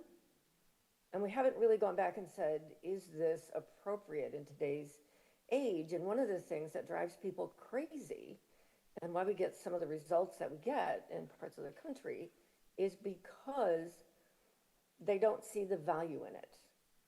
right? Like we're requiring sprinkler systems in single-story, single-family home remodels that can add $50,000 to $70,000 to the cost of a remodel. It's crazy, but it's there as part of the fee process. So anyway, and we are also, when you talked about, are our fees comparable to other cities? Half Moon Bay is a lower income area. I mean, you can't compare us to, San Mateo or Redwood City or whatever. We've got a diverse population that says that our average income is significantly less in a number of ways. And we shouldn't just say, oh yeah, well, if Redwood City does this, if we have the same fee structure, that's appropriate. So I think, one of the things that we have to go back and do, or that I would like to see us go back and do, is to review the fees that we charge and say, are they appropriate in today's age? Shouldn't some of these things go away? So anyway, that's what I wanted to comment on it. I mean, I think it's a good thing to do a review and say, are we getting paid for the work that we do? But that's not sufficient. We tend to hold on to old stuff. So anyway, that was all I wanted to say. So thank you for letting me speak. Thank you for calling in. Appreciate.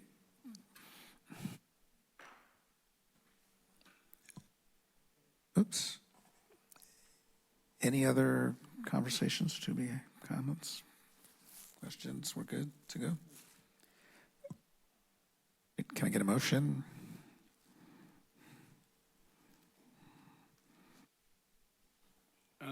I move to adopt a resolution approving the master fee schedule for fiscal year 2025-26 as 25-26. I don't think I need to say as presented, or do I? Is there a second? I'll second. Okay, do we need a roll call or can? Sure. Great. Roll call. Councilmember Johnson? Yes. Councilmember Nagengast? Yes. Councilmember Penrose? Yes. Vice Mayor Reddick? Yes. Mayor Brownstone? Yes. Motion carries. Great. Thanks, everybody. Our last item is fiscal year 2025-26 recommended budget. And I think we'll have a staff report from Ken first.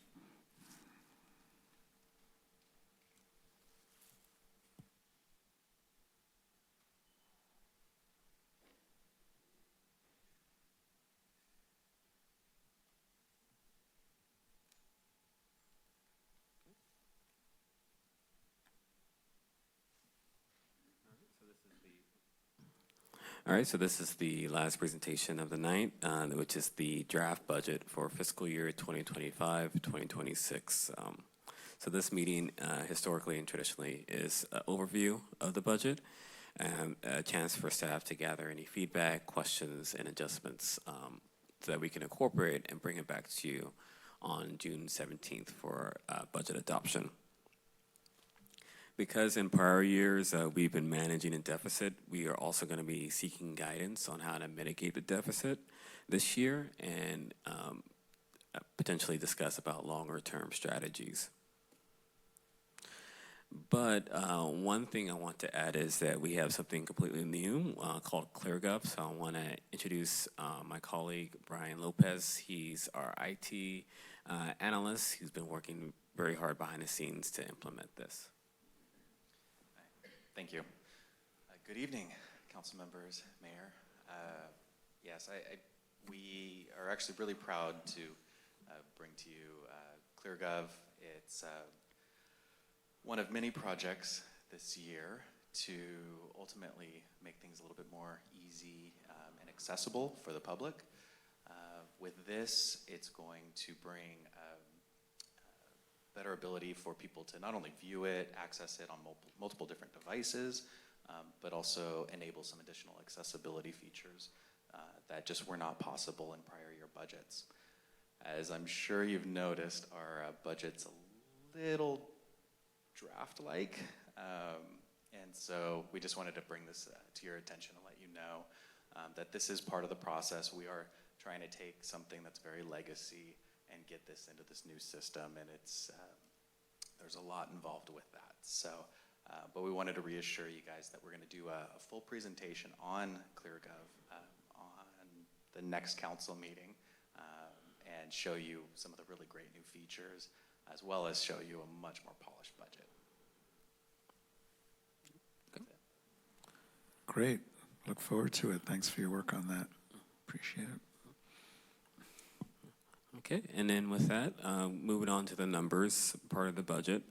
Here is our revenue summaries for the general fund with our top 3 revenues pieced out. So TOT, we budgeted 8.3 million, and but these last 2 months, we've been doing a little bit better than our budget. So with that in mind, we're estimating 8.7 for next fiscal year. And that is an increase of about 350K, excuse me.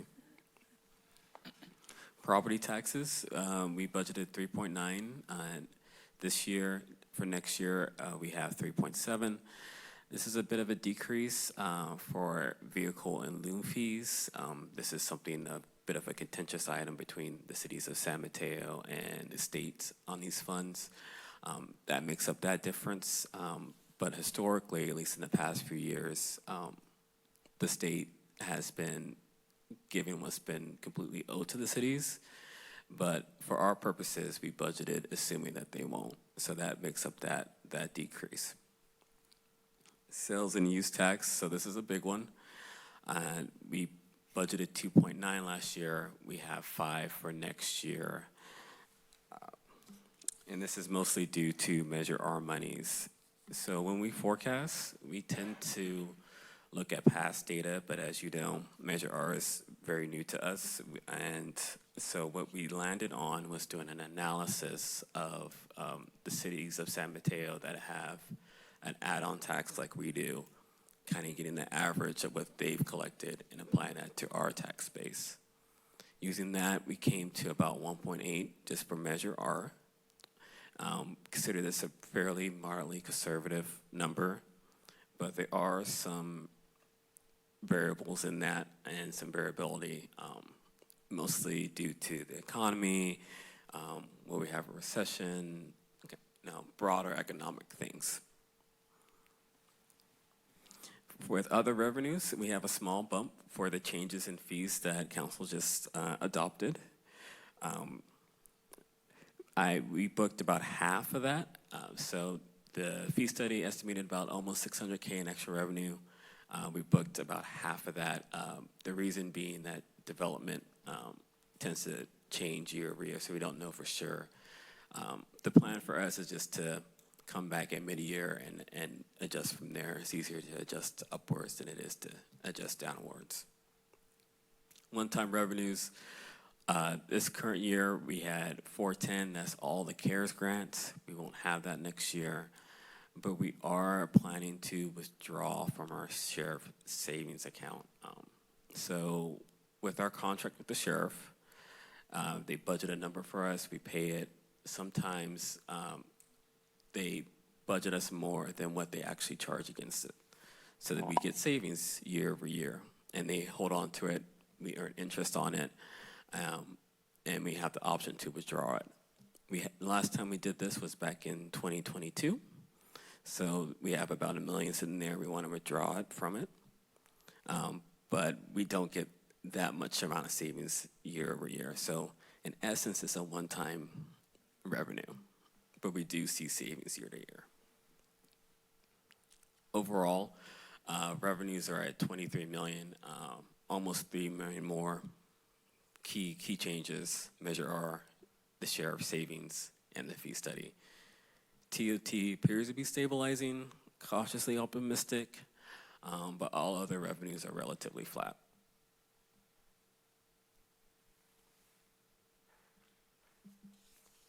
Moving on to expenditures, we have total payroll is 7.6, increase about almost 400K.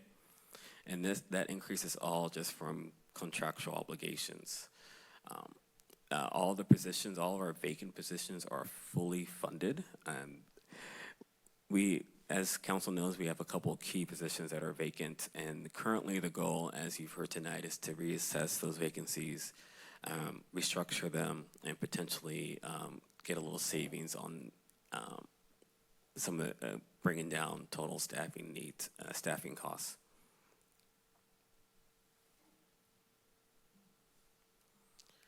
Supplies and services, we're at 13.7 million, almost a $500,000 increase.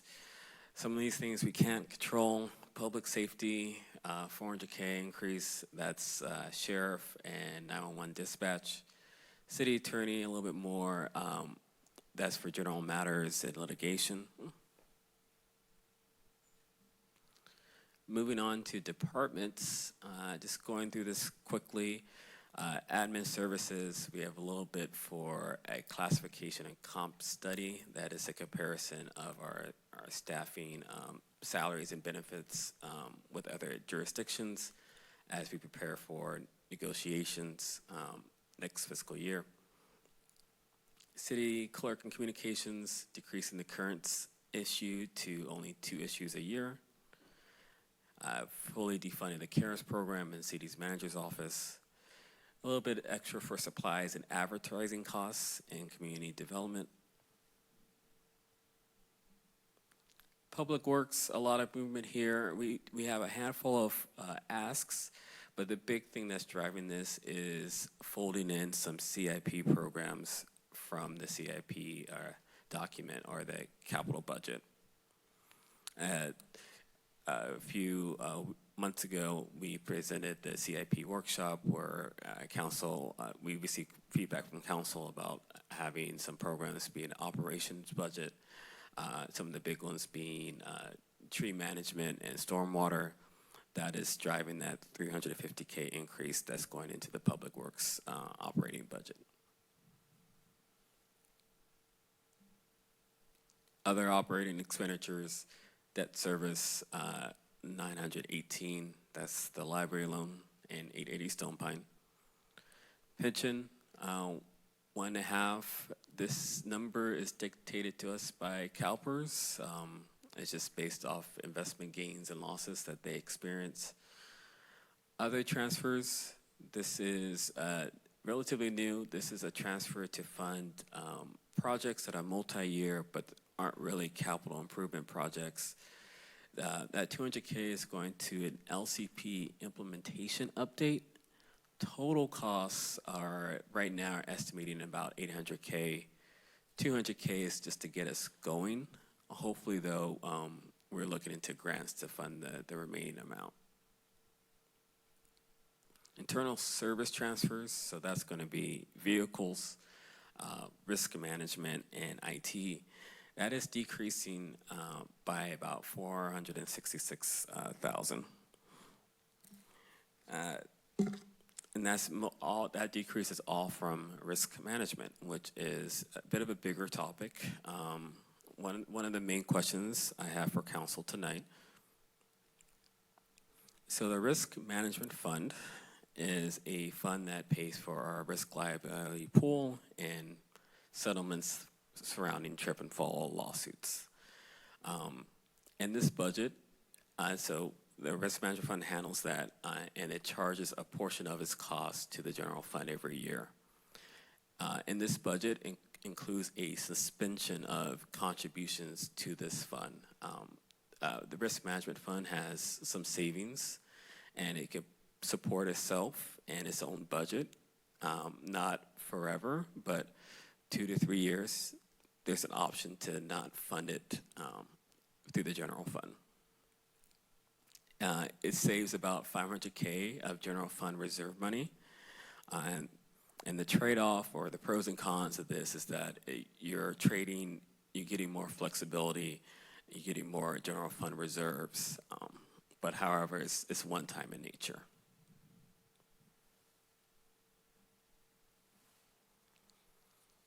With the capital improvement plan, we have a contribution of the general fund of about 985K, but the total CIP project budget is 24 million.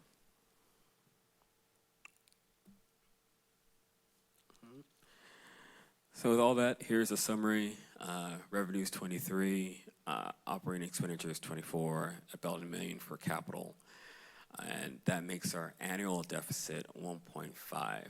But it's very important to note here that And this budget includes $900K of one-time revenues and a one-time savings of about $500,000. So if it weren't for those two items, the ongoing structural deficit would be about $3 million.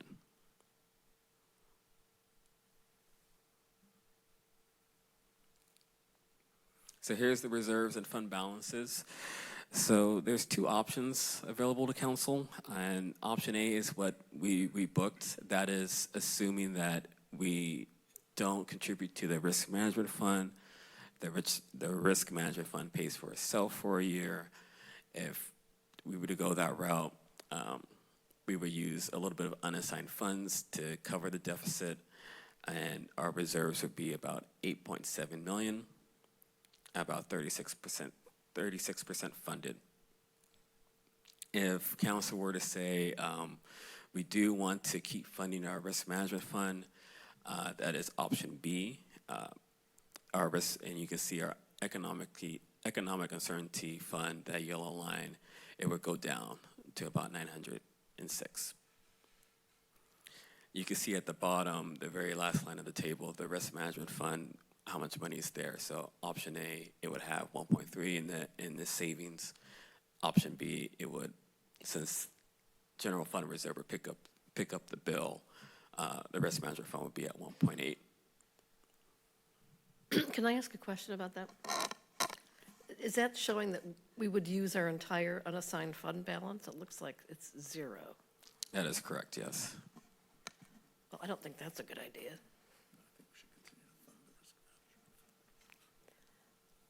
I just don't want to have zero unassigned fund balance.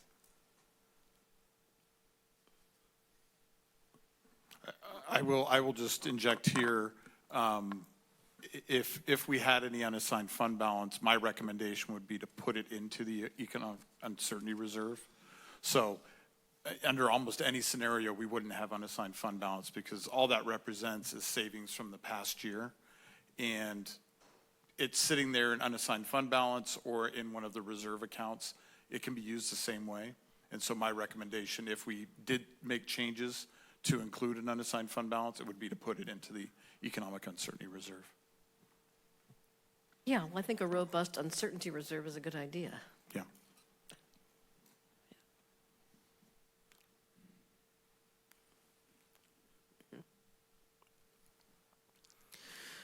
So as mentioned before, with our one-time revenues and expenditures, it makes next year easier. But the bad news is that the deficit will grow for 26, 27. Another thing to keep in mind is that we have a chunk of money that is going to be expiring. The golf facilities fee, this is a deal that was signed back in the 90s. And what it is that non-residents pay 6% of their golf fees. And that generates about $600K revenues for us. That's expiring in 2026 in September. So it makes it challenging. If I were to just simply copy and paste this budget to next budget, we would go through our economic uncertainty reserve.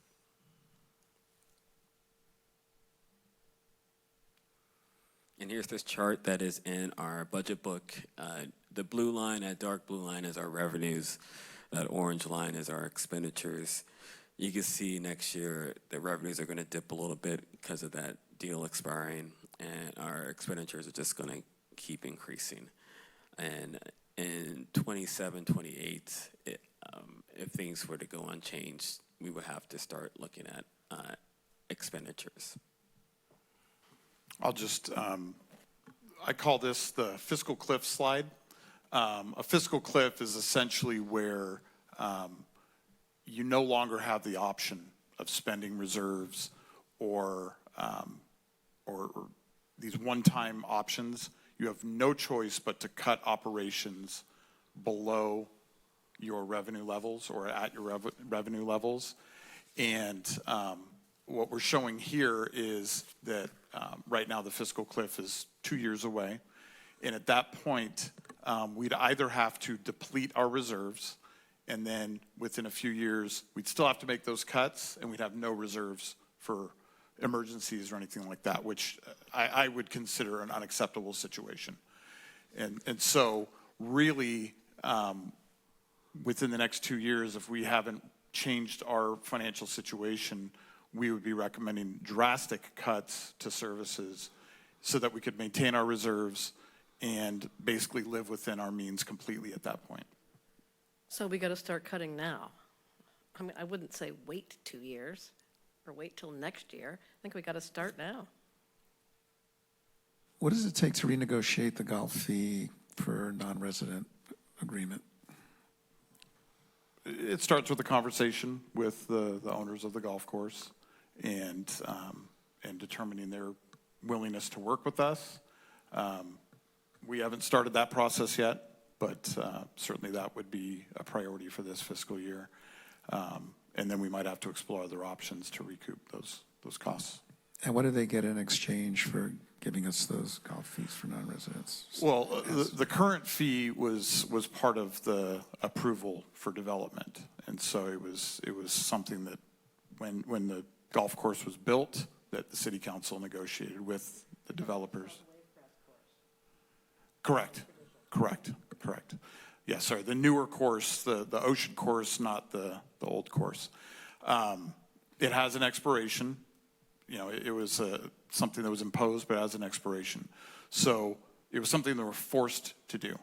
So that'll be part of the question is, do we have to offer something up in order to maintain that fee going forward? Non-resident customers, though, are used to that fee. Correct. So it's not like, we're blowing up an expectation. Yeah. So it seems like it wouldn't really necessarily be a cost to the golf course owners. Correct. So when do we start asking them? I think immediately. Great. I think you need 1 or 2 council members to be engaged in this as well. Yeah. It seems like it'd be good to have a subcommittee or one of our existing subcommittees work with us. A pizza? Is that the key? I think I'm one of the right people to be on that Yeah. committee, as it's my district, and I have a relationship with people there, a long-time relationship, so. And I'd be happy to join you at that meeting, whoever else is mayor. Paul also has, relationship with Ocean Colony, so he might be, too. Just throwing that out there, but. We can talk. I work there, though, so I don't know if it's but I know all Figure that of out. that. That's something we can talk about, but I would do it this calendar year. I would not right away. use Yeah. fiscal year. Yes. Yeah, well, that's what I'm Absolutely. asking. We haven't brought it up before, have we? So we need to get cracking. So one of the things we'll have to figure out, I think to your point, is do we use one of our standing subcommittees or do we assign an ad hoc committee? And given the fact that there's negotiations involved, probably an ad hoc committee is the appropriate approach. Good.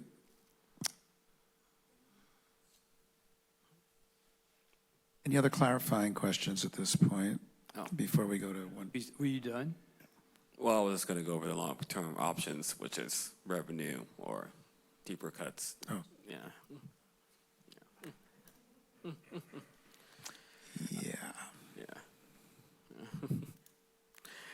Just for council's ease, this discussion areas are the explicit areas that I'm asking for guidance is just the risk management fund. Do we contribute or not? And then the other discussion area is kind of long-term. Council's thoughts on the long-term opportunities. With that, the recommendation is to receive a presentation on the fiscal year 2025-26 recommended budget, and after accepting public comments and providing additional direction to staff, direct staff to return with the final proposed budget for adoption on June 17th, 2025. First, we have a public comment. So, Crystalline Geet has a public comment.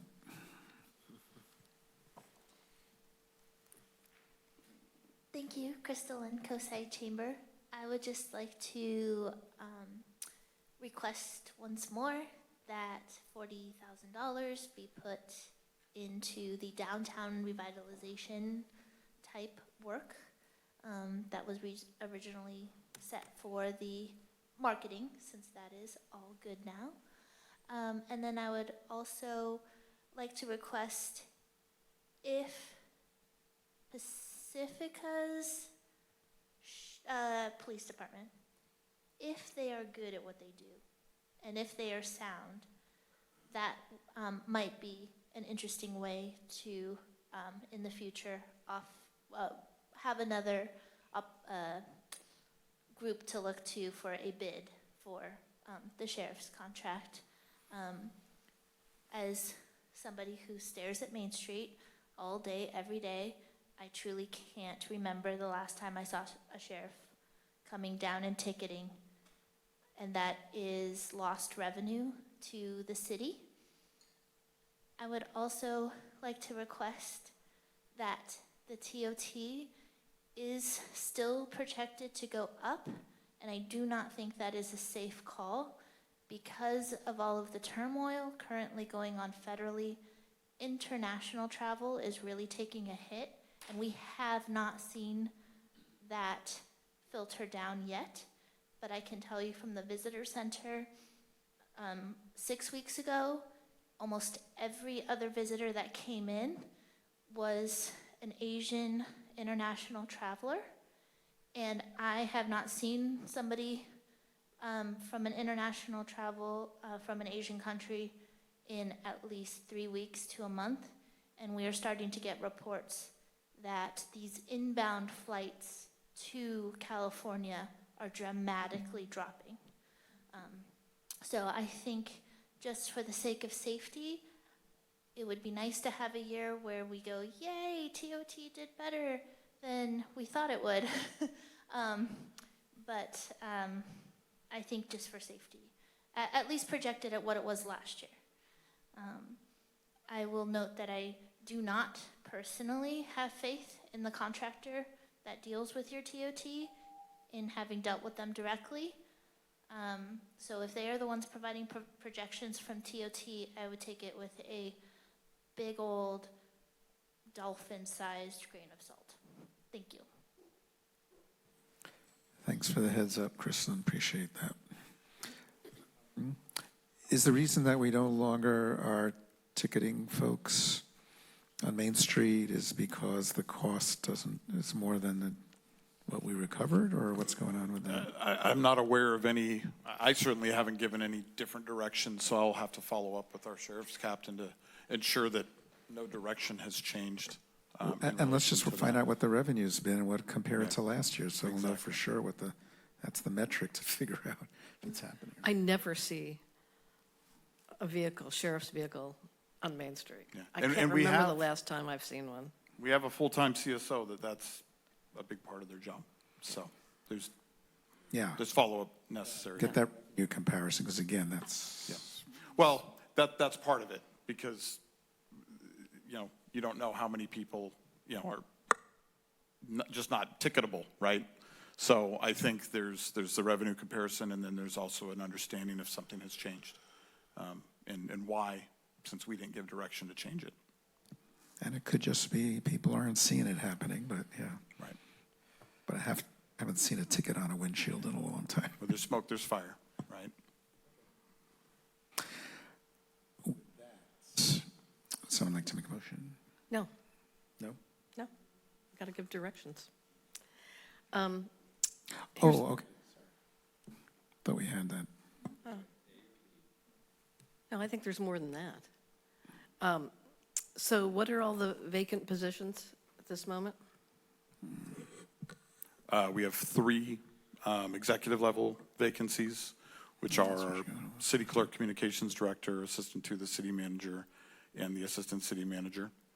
Those have been intentionally held vacant for this time. We have several middle level positions, a management analyst. Do you have the list in front of you? I do not. Not in front of me. Let me look for it. Lisa, you had the list earlier, correct? Yeah.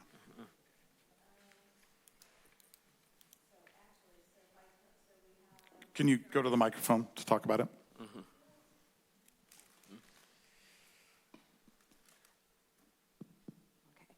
So we have 2 in Local 39, which is the admin assistant and the account tech, both in admin services, I might add. We have 3 in non-represented management, which is the management analyst, the housing coordinator, and the assistant engineer that we've assistant engineer, yes. filled. And then we have 2 in represented management. Oh, I'm sorry, that was executive management was 3. That was the 3 you mentioned, and then the represented management actually now only has 2 because the assistant was filled. So I think we have to have, I think we shouldn't fill positions. I think the city manager should have an executive assistant, you know, if that's a problem. No, I have an executive assistant. Okay. So the assistant 2 is a project manager level position within the city manager's office. I will say that I have a strong thought about that based on some of our conversations tonight. So I would ask that we leave that alone and let me bring something back to you. And I think we need a city clerk. I don't think we can go without Correct. a city clerk. Correct. But I think, you know, I think we need to leave some of those positions vacant, and I think you ought to think about that between now and budget adoption. Well, what I'll share is, and it's your call how you want to manage this, but as has been said over and over and over again, these positions have been intentionally held vacant when I had authority to fill them, because I wanted to get through this budget and priority setting to understand where we stand as a city, what our plans are as a city, and then I would work with council on a restructure that would put people in the right positions, doing the right things based on our current priorities, and hopefully result in savings. So some of these lower level, entry level positions that I think are pretty crucial to the day-to-day, customer service and supporting the community, I'd request that we allow those to be filled. The higher level positions, including the city clerk communications director, the assistant city manager, the assistant to the city manager, and to some degree the housing coordinator, I think we need to use those as an opportunity to look at how do we restructure things, get people in the right places, and still derive savings. So I don't have any intent to go out and fill those, but by having them budgeted, it gives us the flexibility to make those changes and then see how we reduce the budget by tweaking them. Well, I would say, leave them unfilled for now. Correct. I think if you're going to restructure, I think we need to take a look at that near term. Yes. Yes. By mid-year. My intent is to immediately Yeah. jump on this in the first quarter. So I think if we filled the positions, we wouldn't have as much flexibility to move people around. Exactly. So, so I just don't want to fund them. Yeah, and maybe, funding just means that it's budgeted. Right. So maybe there's, between God and all these witnesses, there's a commitment that we're not filling those higher level positions until a plan is brought back to the council that council can have feedback on, and we make decisions about how we use those positions going So forward. before filling them, you come back to council with a plan. Absolutely. Yeah. That's always been the intent. Right. Yes. So, and we can find a way to clarify that if that's helpful. And then I have another question. Can we use the Affordable Housing Fund to pay for the rental stabilization work, the rental protections? So Ken, I have a question on that. I know last year we budgeted $300,000 to provide some of the staff costs and contracts for rent stabilization and rent registry. Did we exhaust all of that amount last year? No. So that would carry forward and can be used to cover those costs this year as well. Maybe for the next meeting, we'll bring back an analysis of what that exactly looks like. And you might say, you know what, let's commit more of that affordable housing fund. Yeah, if for we that can keep purpose. those expenses out of the general fund, I think that's good. And that was something that the council approved when the programs were initiated last year. So. And I will say, after, looking at the budget, such as it was, 2 areas I think where we ought to look at for restructuring are the economic development and vitality, but also communications function. city clerk's office communications function. See if there's a better way to do that. And I think, given our budget situation, I think it would have been great if this process had been started earlier, so that we had the refined budget with the new software, earlier than like adoption meeting. The budget is like, our most important document. It's like our blueprint for operating, and it just feels like, we've been jamming it. And I want us to slow things down next time. So those are my remarks.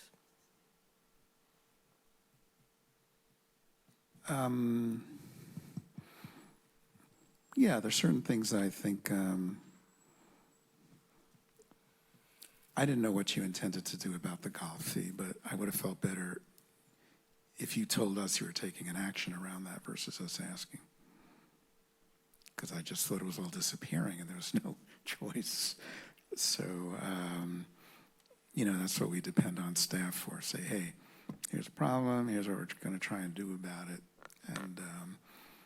And then we're happy to help out, whoever, go with you for that meeting and stuff. So, and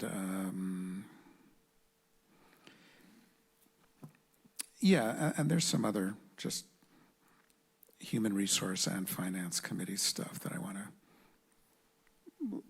look at with both pots of information, but, I'll save that, make a proposal. Okay.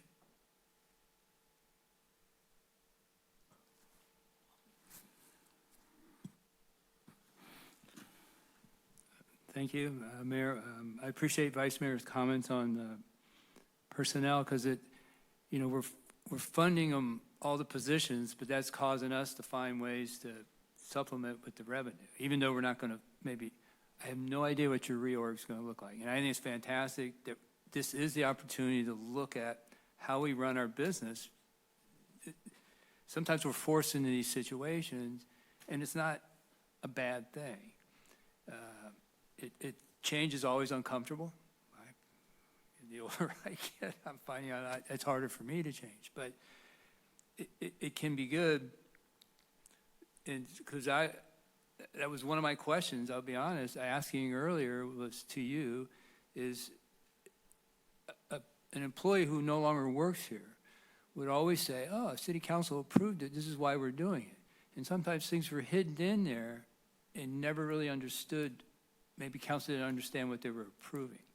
So the question approving all these positions, and I've heard you say that doesn't mean you're running out to fill it, because my first instinct would be you keep them vacant, let's not fund them, let's not have it show up. But it sounds like your intent is now to use this as an opportunity to structure the organization to fit the realities of our budget. And I'll go back to that, I wish we had a 2 to 4 year structural deficit plan. I looked on that sheet, the general fund projections. All of a sudden in year 2029-30, it shows, there's a positive. That's because we stopped 3.6 million contract services. So but we start dropping them. If you look, that's where the easy way was just to remove them out of contract services. But who knows where that would be? That could be actually operational. I just think, were you just removing a number just to kind of see what it would take to get us? Yeah, there isn't a developed plan for what we would cut. Right. And I think that would have to be a process with the city council to make those determinations. Because I'm, we're going to get by again this year. And that's amazing, I think. And I know we're not the only city that's going through this. It's tough out there, and it's really harder too, because revenues can be, they're not, we just don't know, and I think it's pretty good. We have some things, some good trends, but I don't necessarily like approving budgets feeling good about it, that it looks good. So I love the conservative approach. You know, I noticed that, you know, the sheriff contract, there's like 400,000 more. There's something about sheriff patrol increase. I was trying to figure out. That is the sheriff's contract. It's a cost recovery contract. So by state law, Yeah. the county has to estimate what it will cost for them to provide the service levels that they offer. And we have the minimum service level that they offer.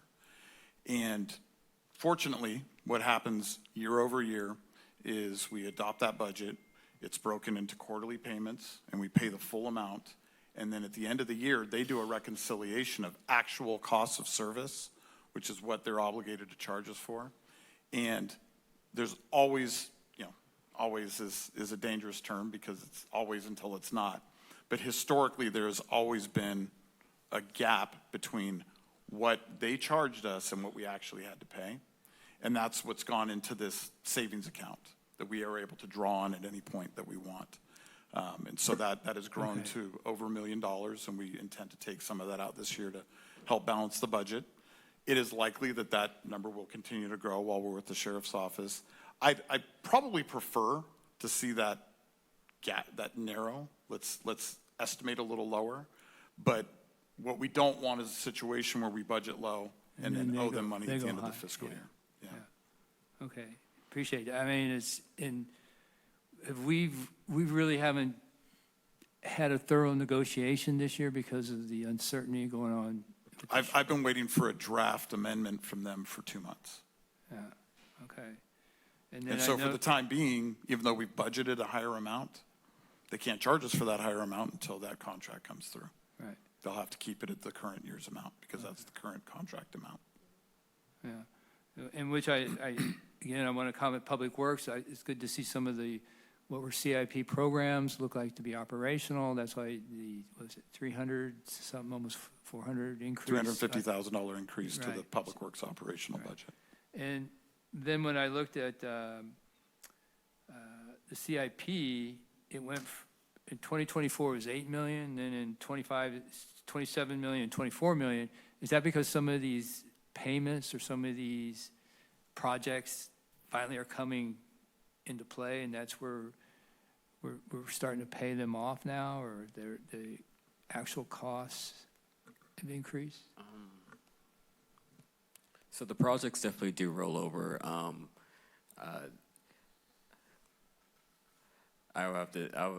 sorry, I don't have that in front of me, but the projects do roll over, and Because if somebody just goes to look at a budget, they'll say, "Oh, what happened?" But that's because the projects roll over. Yeah, the CIP budgets are historically high because we fund our total project budget, but we don't spend as much as we think we do year over year. And then I noticed in the CIP, and we talked about this. This will be the third time on an item about, you know, recognizing drainage is a priority. We had a discussion about a certain ditch, it was Pullman Ditch tonight, and that we have in our capital program, Kehoe Ditch, and there's the Roosevelt Pullman Ditch. And whatever that means, because we haven't identified what is going to be done there, because it's not just, oh, you just go put a pipe in, it's not that simple. But I think it's fantastic we have that. And my one question, I didn't see the pork chop removal or the Kelly Highway 1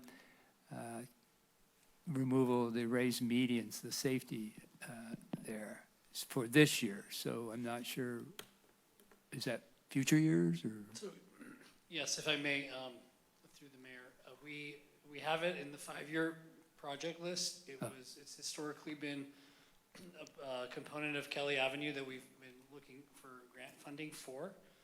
If we want to put funding towards that some initial work, we can certainly consider that as we come back for the next budget item. But right now it's shown, you'll see it in a 5-year projection. Okay. It's on the list.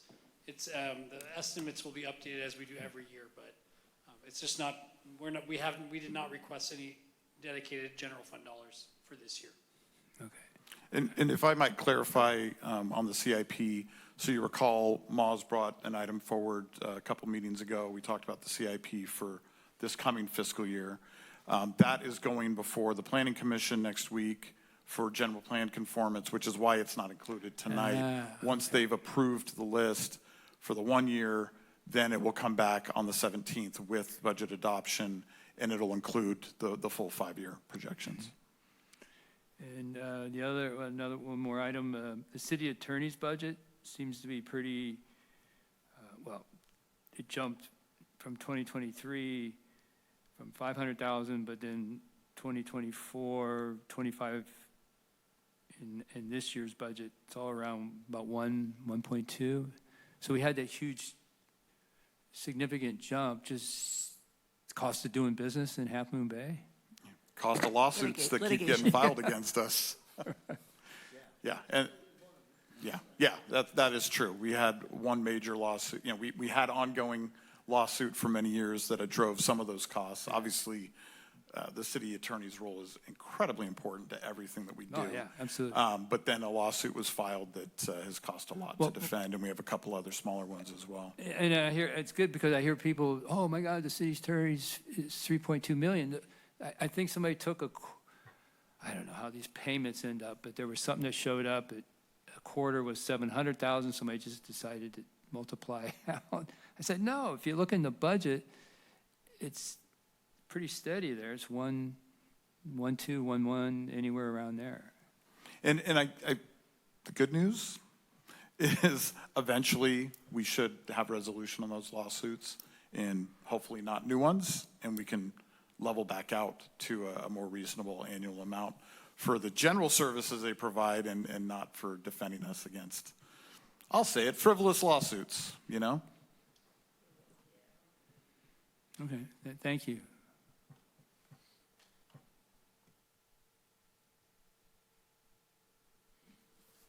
Anything else?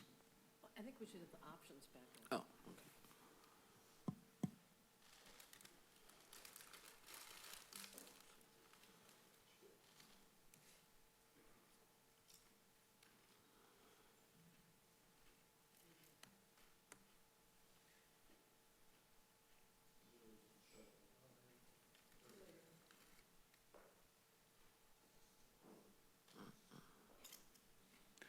Could I ask the subcommittee what you looked at on those two options? Did you guys, these are the kind of things how you came up with and why you wanted to bring it to the full council? To the risk management? I think we were considering, rather than using unassigned funds, that we would actually, reduce our contribution to the risk management fund. That made more sense. And I wouldn't disagree with you on that. It seems like because it's already funded and it seems it hasn't, and it's, knowing though that we still need to deal with the structural deficit though. Yes. I mean, and that is something are we going to have more budget practices instead of just midterm and then all of a sudden trying to do something later just to see if we have to do the structural deficit sooner than later, to address it or have a plan. I'm not sure the budget practices, if I understand. Well, just normally you have the mid-year review and then you start the next year's budget. What's March, maybe April? Right, exactly. If there's something that triggers, oh my gosh, look at how the trends are all wrong. There will be some things, I assume, in the reorg will bring some savings. Yeah, I think that's probably the next trigger point is when we work through the reorg. And one of the things I'd suggest is maybe an ad hoc committee to work with staff on that once we have the budget approved. But certainly that would be an important trigger because that will kind of reset some of our staffing and staff resources. I'll also point out that a practice we changed last year is our quarterly reports, financial reports, which do all these comparisons. Used to be a consent item for many, many years.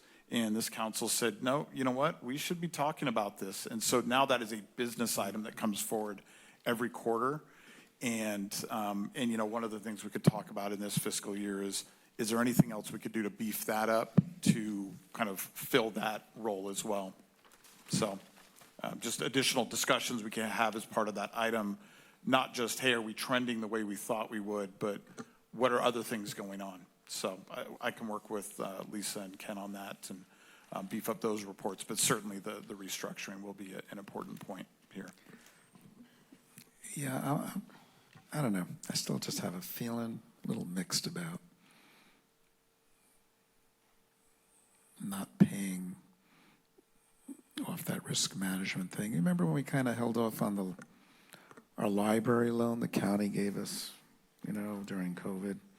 So they let us slide it for a year, but eventually we had to pay down. If I might jump in on this, that change, it does not change our financial situation at all. It's money here or it's money there. The recommendation is to leave the money in the reserves because the reserves are open to be used for any purpose. The risk management fund, once the money's there, it's restricted to risk management purposes. Yeah. So the money in the reserves, if we had a risk management issue, can still be used to pay for that. Well, that's kind of the idea behind it. Yeah. As a principal, you may just want to lock that up in the risk management fund, but once it's there, it is locked up. Yeah, I get it. Anytime, though, I see potential reductions in the reserves, because things are going to happen. We don't know where TOT is going to be. So then all of a sudden, we're right back at taking it out of reserves to pay for stuff. So I'd almost rather have a little more pressure at this point, I guess is what I'm saying, on us to force us to make some tougher, quick decisions. But I'll go, if the rest of council wants to go that direction, I'm okay. I'm just So, to the mayor, a little are you cautious. saying you'd rather have the money not in the reserve funds? Is that correct? Is that what you're saying? Yeah, I think it puts a little more pressure on us to really make some tougher decisions. The amount will either be in the economic uncertainty reserve or in the risk management reserve. And the risk management reserve you can utilize if you needed to. For risk management. So for settling It's cases, restricted. It's restricted. Once it's there, we can't take it out. So what I'm thinking is these terms I'm not familiar with, but I'm just going to say I would like to be able to utilize those funds if we need to and not lock it up into an account that we can't touch. Based on the fact of what Chrislyn said, traveling is low. We don't know what we're going to see. We don't know how well we're going to do with TOT, which is what, 40% of our budget, is that correct, coming in? We don't know what the sheriffs are going to say, so we need to be able to utilize cash if we can, but let's be diligent on trying to save money, which we are. We need to, what worries me is here we are going on this whole beautification of downtown and trying to attract people. Right. But we're going to do that because if we don't get the people flying in, and I'm on those boards, so I hear this too. It's going to increase, but I'm also hearing it's decreasing. We're still going to be attracting our local people from the hot, which I saw you guys brought up at the last meeting, and I wasn't there, even though I was out, having fun. Chrislyn brought something up, and I think one of the council members, they're coming from the hot side, which translated Sacramento, Modesto, and all that stuff. That is exactly what I found too when I went to the beach. Is like, hey, where are you guys from? That's where they're coming from. So we're going to be attracting the people that are going to come from within California or other states, of course. So we still need to be on that major plan of like getting people coming here, but we're not going to be seeing the flying in. But we need to have funds ready to go if need be, not locked up for if the TOT doesn't make it. To me, it's short-term thinking, because eventually you're going to have to pay that fee, right, at some point. So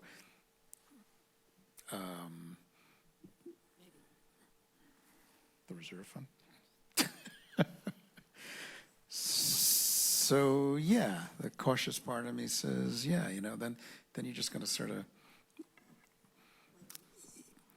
if we can negotiate maybe a couple of years for the golf fees, there's a number of ways you can negotiate that.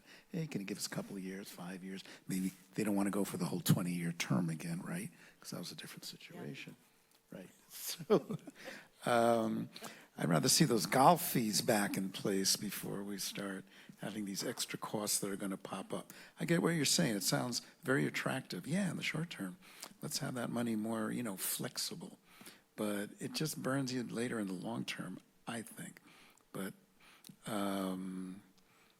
it's different from when you never know what emergencies will come up. I just What look kind of at it, emergencies. I have. But I'm fine. No, I'm putting a word of caution. I'm just saying that's what the point I'm making. I'm good to go with that. And then we'll see what happens. Councilmember Penrose has a talk. Flexible.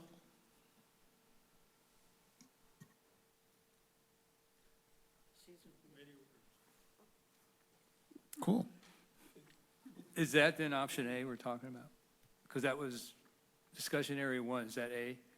Yeah. Okay. Number 1, yeah. Cool. So we got that direction done. The next is discussion area 2. Yeah, and the consider revisiting revenue enhancement opportunities, based on the priorities conversation, I feel like we have direction to at least explore some of those, including the vacant house tax. Yeah, because the next time that we can go to the ballot box is November 26th. So you kind of got to start, having that discussion now. Yep. But I mean, we still should, not wait to consider what cuts we might need to make. Correct. So we have to kind of do it. And I think that goes part and parcel with the restructuring work.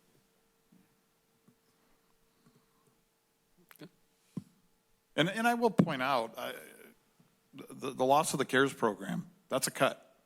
We've been fortunate to have a lot of grant funding supplement that over the years. And you have to believe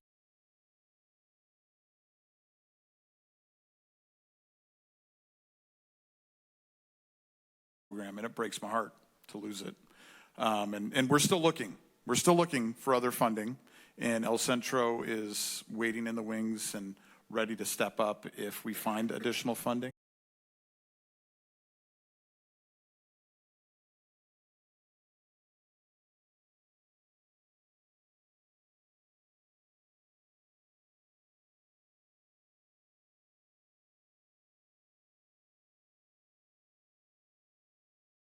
Things that make an impact on people's lives.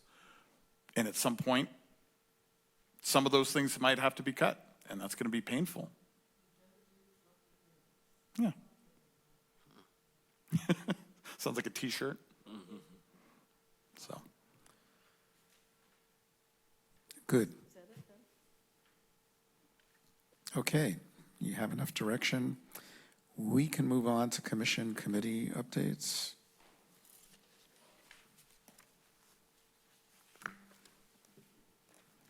Anybody have any updates? The biggest commission update, I think, was already presented by one of our rec commissioners tonight. So great. We had a good meeting last night. I will add, I think it's important, based on feedback we received from council, we piloted using our OWL camera and actually providing a Zoom option for rec commission. This kind of a setup isn't available at the library, and the staff resources needed to do this are a little extreme for the smaller committees and commissions. It went well.